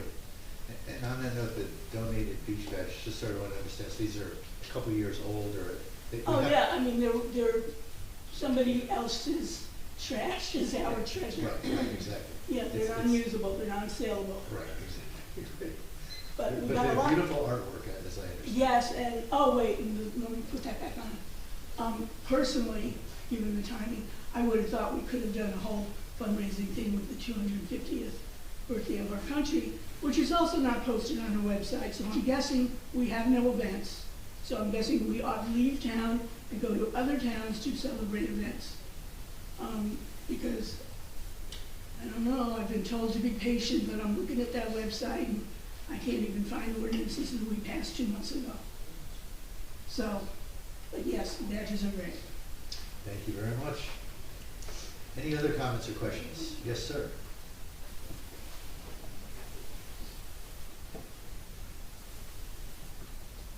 Hello, everybody. Rich Despin, 600 Third Avenue.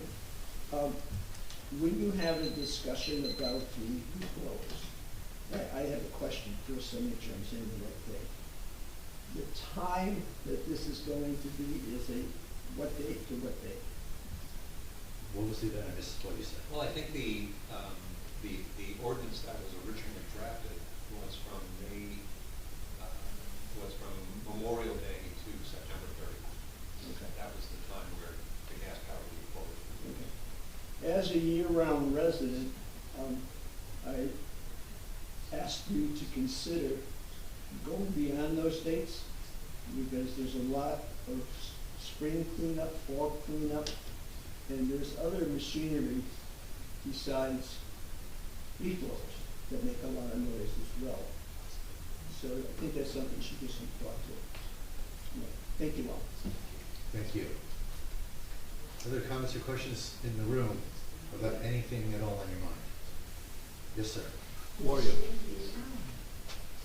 Greg Waga, 302 3rd Avenue, Councilman, my neighbor. Thanks for bringing sanity to a council. I've watched this on TV, and it's sickened me at times, so I thank you for the sanity. The stars aligned tonight. This is my first meeting in 55 years. I've been a resident, the family has for 55 years. And a few things I need to make mention. I'd like to thank Mr. Doward. Last year, my neighbor behind me at 305 4th had some issue with bamboo, which then encroached into my backyard. With Matt's help, we were able to secure the removal, not yet the remediation, we need to follow up with that, of that bamboo from my neighbor because it also affected my neighbor on Central. My neighbor on Central and I paid almost $3,000 to assist that couple who's ill in removing a couple of trees from his backyard. So Matt and a few volunteers, I presume, were there helping in the abatement of the bamboo. But again, we have to finish that some way, shape, or form, please, because I'm already getting the roots growing behind one of my homes. Third, while you're on a roll with JCP&L, we're on the north side. We buffer, again, our neighbors behind us at 4th. So behind and in between the homes or the property lines are telephone poles. The telephone poles, the transformers are so overgrown, not only with trees and branches, but with ivy. The one neighbor behind me did spray and cut all his ivy at the base, destroying the ivy and remediating that temporarily. While we're talking to JCP&L and to Verizon and to whatever other cable companies are in the area, we were the first to create the beach badge many years ago. Why don't we be the first to set a precedent in having all these cable companies come in and clean up their crap? We walk up and down 3rd Avenue to the beach. They're draped, they're wrapped. It's a danger. Even little kids, can unwrap and hurt themselves. So maybe we should look into that and see how we can pursue that while we're on a roll with the properties on Main Street. Third, Mayor, last year you sent out something very nice, an memorial honoring veterans. I did send a donation in. Do we have an update on that? Yes, actually. And again, forgive me my ignorance for not being here, but the stars aligned and I'm here. Thank you for asking. Last year, as you're referencing, we sent out, under my signature, the borough sent out a letter requesting donations, but even basically with a $5, 1 penny donation, as long as there was some donation, we would put veterans, a list of veterans that families wanted to remember or acknowledge, living or deceased, in the appendix of a brochure. That the brochure itself is focused on fallen heroes. Our Bradley Beach fallen heroes, there's 20 of them total. So we had a brochure last year, we requested donations, we did receive many generous donations, all via check, because we did not have an online capability. About a month ago, I drafted a follow-up letter to do the exact same thing, but I was told, and in fact, it was just confirmed to me like yesterday, that we were setting up the ability to do online contributions, so someone could use a credit card, for example, as well as a check. And just earlier today, I authored a couple minor edits to that letter, so that a similar letter is going to go out, and we'll have that link in newsletters that go out from Amy Baker. So we will ask our residents if they care to make any voluntary contributions to help our fallen heroes, have the ability to name loved ones that were veterans in the appendix, and hopefully we'll continue to raise money. It's all dedicated to a trust, Fallen Heroes Trust, and the hope is a number of things. Last year, with that money, we were able to build. This is not taxpayer money, all donations. We were able to build buy a boulder and construct a monument with a really, I think, beautiful brass plaque, substantial brass plaque. We added a 20th name to that plaque as well, John Quinlan, who had passed many years ago, but the borough had not even recognized that person. So now our next goal is to come up with money that we can polish, if you will, or untarnish our existing war memorials, because we have a quote, $7,000, to do that and seal them, so they'll be more representative of the honor we want to ongoingly bestow on our veterans and fallen heroes. And ultimately, at least we are contemplating, we would share this with the community if we move forward, but we're contemplating if we can build enough resources to perhaps have 20 street banners recognizing each of these 20 folks who died. So, yes, there's a lot happening. Okay, good. And just a couple more things, but stepping back to, I'm not just focusing on the 300 block between Central and Madison. I'm focused throughout the town on those cable wires. You drive up and down 6, and I think I have people who are nodding their head behind me, I hope, and maybe those on Zoom. But I think it's something that really should be looked into. It really degrades the neighborhoods and takes away more of a safety concern than anything else. I've had Verizon last fall, he was up there cleaning on a Sunday, cleaning cables. He cleaned everything up, but he dropped it on my side of the fence and my neighbor's side, but that's okay, at least it was down. And it seemed to make better sense from an aesthetic standpoint of view. The riprap, Council Nowicki, that's being included, because I became very intimate as an architect, and I became very intimate with the construction that was going on that sewer placement. And I spoke to the owner of the awarded contractor, and he said that riprap was going to be used for the promenade. Are there any plans posted for that promenade, or is it something you can just elaborate a little more on? Yeah. So the promenade extends from 3rd to 2nd Avenue. Okay. That pile of rock that's that was basically removed from the outfall pile. Yeah, I call that riprap. Yeah. Yeah, riprap. It's larger than riprap. Yeah. So that is actually going to be used on the promenade, but it's going to be used to armor the wall that faces the dune and to the ocean. So basically, there's going to be a sheet pile wall, and then down below, underneath the sand, those stones, those giant rocks, are going to be there to protect from erosion. So when the ocean does surge, that wall will collapse. It will actually protect the erosion of that wall in a bad storm event. So sheet piles first before the wall, then the riprap? The riprap would be on the ocean side of Correct. it. And then on the interior, there'll be fill placed. And we're going to be using basically a various fill, but also looking to mix that with the soils that are being dug out from the bulkhead at Bradley Boulevard, brought over, and we're going to use that material instead of wasting it and paying for somebody to truck it away and then have to go buy fill. We're trying to coordinate those two projects so that we can actually take that material and reuse it and cut costs. Okay. So again, just trying to be economic and you know. Sure, how deep in, off that wall is that? Sir, Yeah, I'm the sorry. I'm details- sorry, there are other so- questions? So we don't have, We don't have the plans? details yet? Not necessarily, no, I just want to let you know, normally there's a 5-minute limit, but I. Oh, I apologize. No problem, I spoke a bit, Councilman Noakis. Okay, then we can discuss off. So you could, you know, if you're very interested in the detail, contact Matt, you know, Doherty. Okay. And, so, you know, we have plans under development. Understood. And you can take a look at those if you. All right. Last question, comment, two more. One, thanks to our emergency services. I'm really taking advantage of my 55 years, right?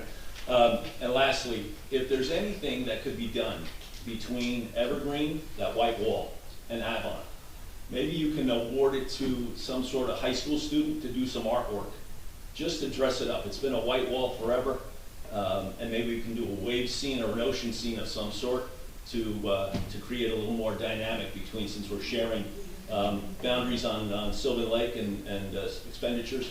We've shared a border forever. Maybe we can do the same thing there. Okay, just a thought. Great, All right, I thank you for your time. Thanks. And welcome to our first meeting.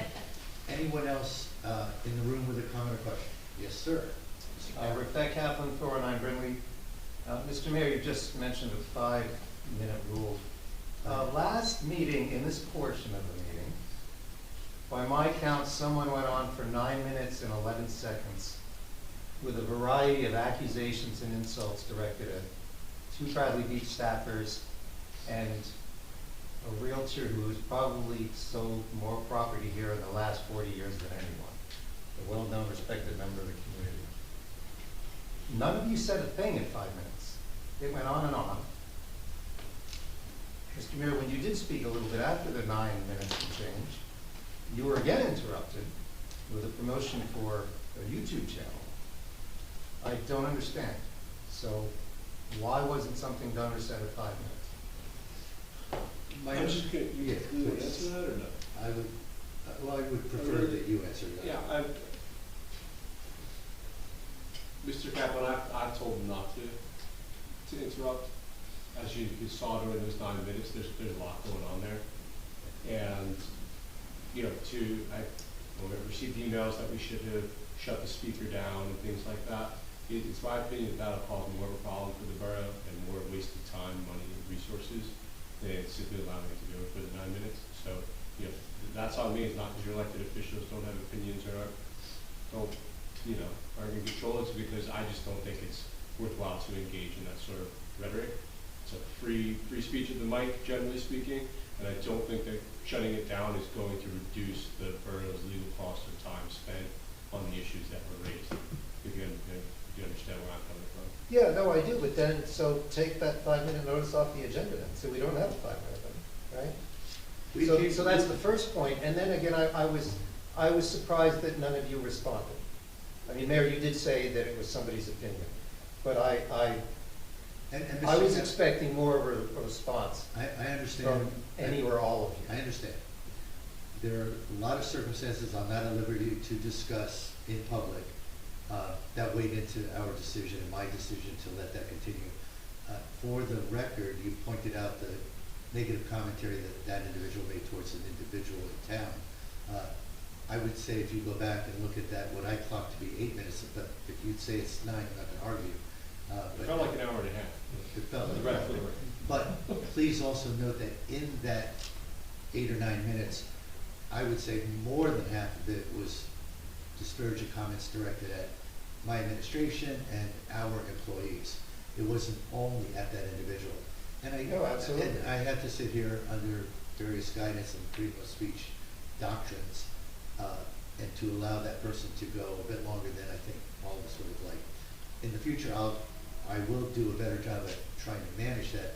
But as you said, as you saw even tonight, there were a couple of individuals who have gone over 5 minutes, and in general, as long as they're not being super disrespectful to their fellow residents, you know, I'm going to continue to allow some flexibility for 5 minutes in a generally quiet meeting. When I've got the room packed and standing room only, and 50 different people want to talk, I'm going to limit them very clearly to 5 minutes. So there's a little bit of an art to the science, and I do appreciate your comments, but you know, I got to tell you, there's a lot of variables in play here. Thank you. Yes, Mr. Titus. Julie Titus, 605 North Avenue. I just want to just go on to this gentleman's comments about the wires and everything. I know that has been such an issue, and if we can tag on to get the cable providers and all these people who are non-existent to come and clean them up, because it is a mess, and I had wires down from the storm, and it took them 2 weeks to come in and just tie it back onto my house, so it can be a little hairy, but it would be great. And also those transformer boxes, some of them are really rusted out and can be a hazard for residents. So it'd be great if we could clean it up, because we show that we can, and thank you so much for Al for really, and Matt for staying on that pole, because when you really saw it, you were like, oh my goodness. And I drive by it every day living on North End, so thank you for that. And secondly, can we, and we have done this in the past, you know, now it's summer and the winter's over and everything, we have so much trash along the railway line, between, I would say, probably, you know, Jersey Shore Fitness down to wherever residents are. And there's all kinds of trash garbage. I know that New Jersey Transit gave permission. We had people clean it up. And also it's people with houses there maintaining their properties, so maybe code can go out there. Because I know there's some mattresses and refrigerators and stuff like that. Now that we have the nice weather, the snow doesn't cover that stuff up. So greatly appreciate if you could work on that. Thank you so much. Thank you. Other comments or questions in the room? Okay, seeing none, turn to Zoom. I see a hand raised far at the top left corner. Go ahead. Eileen Shishis.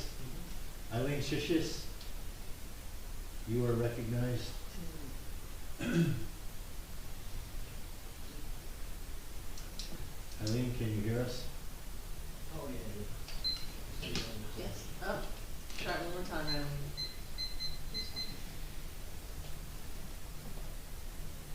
Eileen. Eileen? There you go. Yeah, it's me. I'm Eileen today. Yeah, Jim. Jim Shishis, 112 Fourth Avenue. I took the time the other day to take a look at the tennis court with the pickleboards on it. Since I had commented prior to all the work being done as a tennis player, I could not play on the courts the way they were striped. I would like to congratulate the completion. That was very, very well done. The resurfacing, of course, was excellent, but the striping now has a soft color for the pickleball and, of course, white for the tennis. And as a tennis player, there's absolutely no problem at all playing on the court the way it's been finished. So congratulations after all of that commentary that we had in the fall about the striping. Job well done. Thank you. Thank you, Mr. Shishis. Appreciate the follow-up, especially given the concerns raised by our tennis community. So until we get to a position where we can expand court surfaces in general, you know, the decision by the council was made to continue to share that court. And I'm glad to hear from the tennis perspective that the striping works. So thank you. Next is, oh my gosh, Mr. Greenberg, you seem to have aged. And my hair got shorter and grayer. So I'm sure many of you may already know, and I don't know if the town has said anything formally, but speaking of fallen heroes, we lost an environmental hero, one of our own, Captain Al Majeski, who passed away a few weeks ago. And I was wondering if the town was planning on doing anything formally to honor what he's done for the town and what he's done for our environment. You know, the Bradley Maritime Forest was his baby, along with many other projects. And again, I was just wondering if the town was going to do anything for this man who gave so much to our town and so much to our planet. So to your point, and we actually recognized him with a moment of silence at our last council meeting. And I actually did, you know, quickly overview the impact he's had on Bradley Beach as well as New Jersey, as well as the Eastern Seaboard. So 100% I agree with you. the town ourselves don't have plans at this moment, but American Littoral does. And they plan to have a celebration, they call it. It's not me slurring my speech. So they have promised to notify me, and we clearly will notify residents in the town, anyone who would care to participate. But you're absolutely right. He was instrumental not only in the Maritime Forest, but he was also instrumental just in Bradley Beach with all the phenomenal, in my own opinion, progress we've made on Sylvan Lake. So he led the charge with Sylvan Lake as well. So just a true inspirational figure here, and we are aware of it, but the town does not yet at this point at least have any concrete plans, but I know there are celebrations planned. Okay, and just a shameless plug for another environmental organization, Surfrider Foundation. On International Surfing Day, we are having an Art for the Ocean art show at Gallery 619 in Seaside Heights, and we're looking for artists to donate art with impact. So if anybody out there is an artist and wants to donate ocean art with impact, they can contact me or go to the Surfrider website or Surfrider Facebook page and contact us there. So shameless plug. Thank you, sir. All right. Again, I can't read the name. Marianne Stillman. Marianne Stillman? Yeah. Marianne Stillman? Hi. Yes, Marianne Stillman, 902 Ocean Avenue.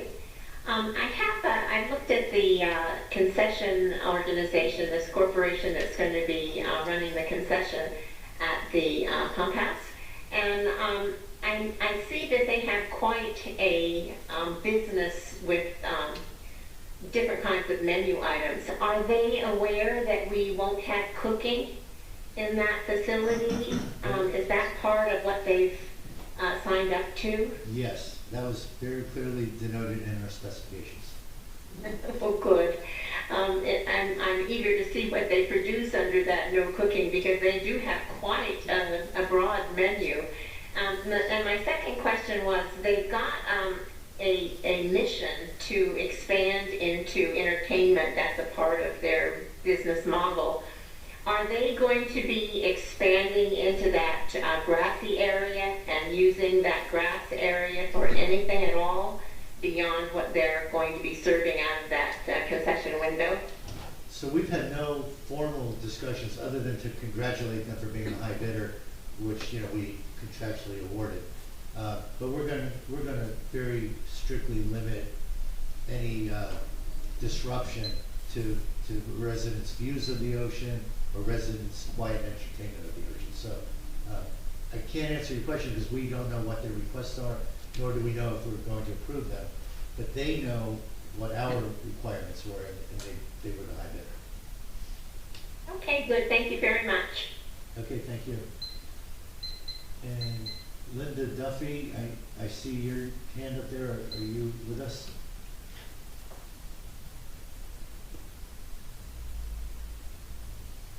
I see your hand, I don't see her.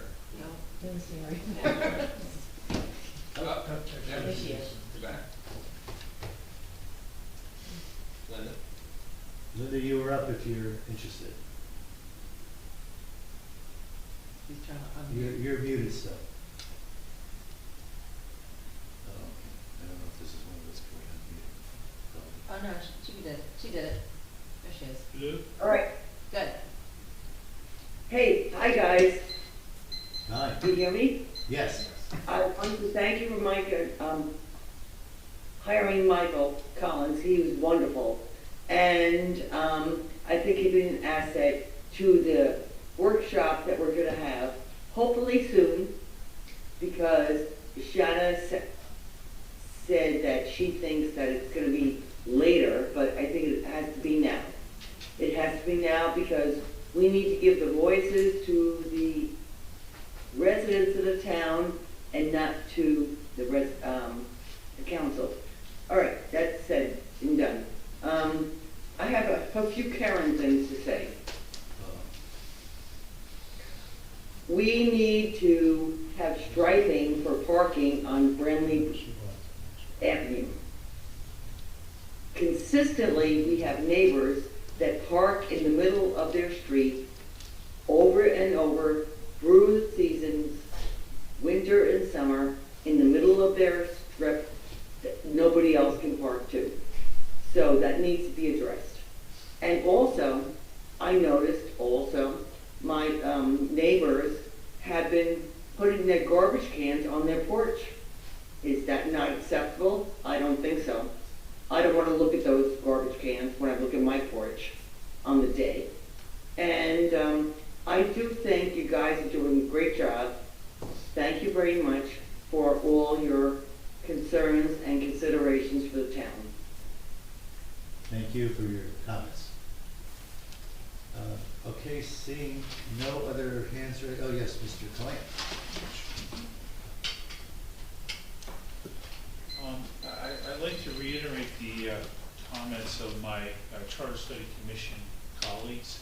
Michael Collins did do a very good job, and I appreciate you following up, Mayor, on the list that was included in the dissenting report, which we said we would forward to the council and bring Mr. Collins in to get those bullet points done for the town, because clearly the voters voted for the dissenting report.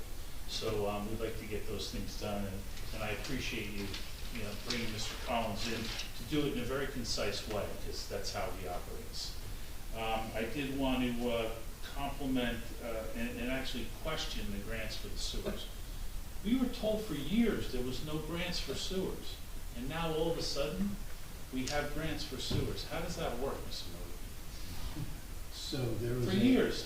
So there's no grants for sewers. So I wasn't here, so I couldn't tell you what transpired, but there was grant money for design available through the Water DEP and the Water Infrastructure Bank, and we qualified up to last year, July, for the 75%, 0% interest, and 25% of construction at bond rate, with the potential for $2 million a year of principal forgiveness. And Councilwoman Greenblatt identified that after she had gotten elected. And then I just sort of, rode her coattails a little bit to help make this happen. And I think, a smart person knows what they don't know.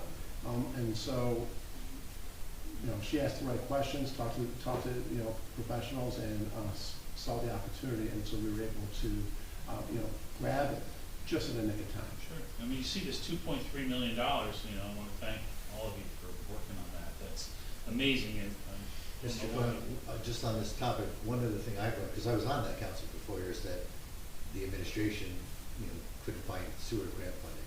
One thing I've learned just in the last year or so working with my fellow colleagues is that a lot of times it depends upon the engineering firm. And we had a unique experience, I think, with Suburban informing us of this grant money being available.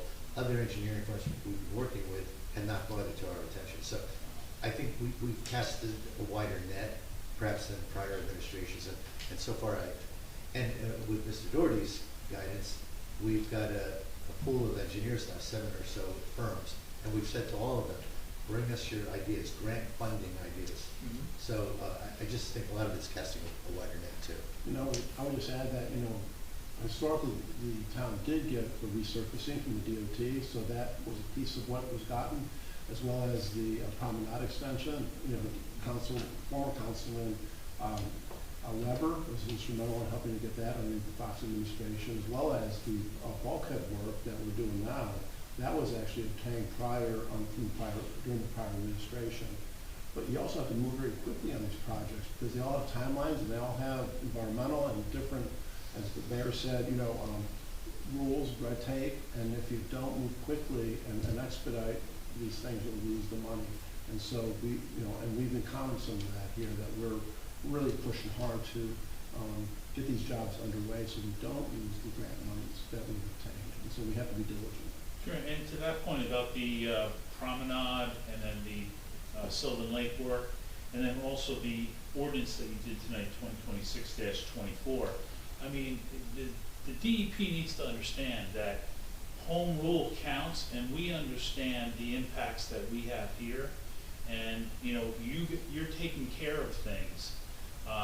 based on the environmental conditions that you know exist here. And the NJ DEP reel is just a broad brush across everything. And, you know, I hope that, you know, your resolution, the land use board resolution, asking for a delay on that, gets to the right people. I think we need to contact our Assembly and Senate representatives and say, hey, this is not going to work here. But thank you for being, you know, reactionary and understanding the impacts of the groundwater and how it affects residents. So that was very important tonight. Thank you. Thank you. I'll ask one last time, any other comments or questions? Going once, going twice, sold. Item 16, we don't have a 15. Item 16 on the agenda. Executive session, there is none. Item 17 is adjournment. I make a motion that we adjourn. All in favor? Meeting adjourned. Thank you.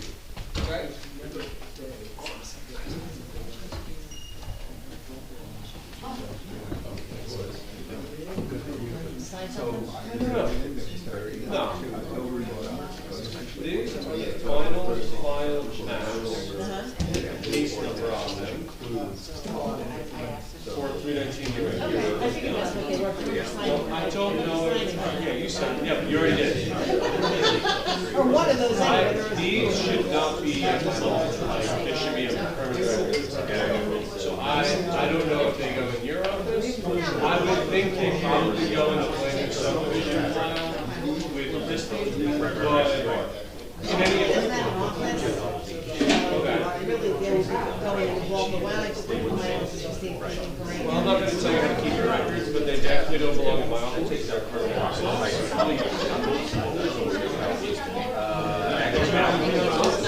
Used to come from the backyard, but basically between the houses, more from the backyard. That's something you can see. Oh, yeah. Oh, yeah.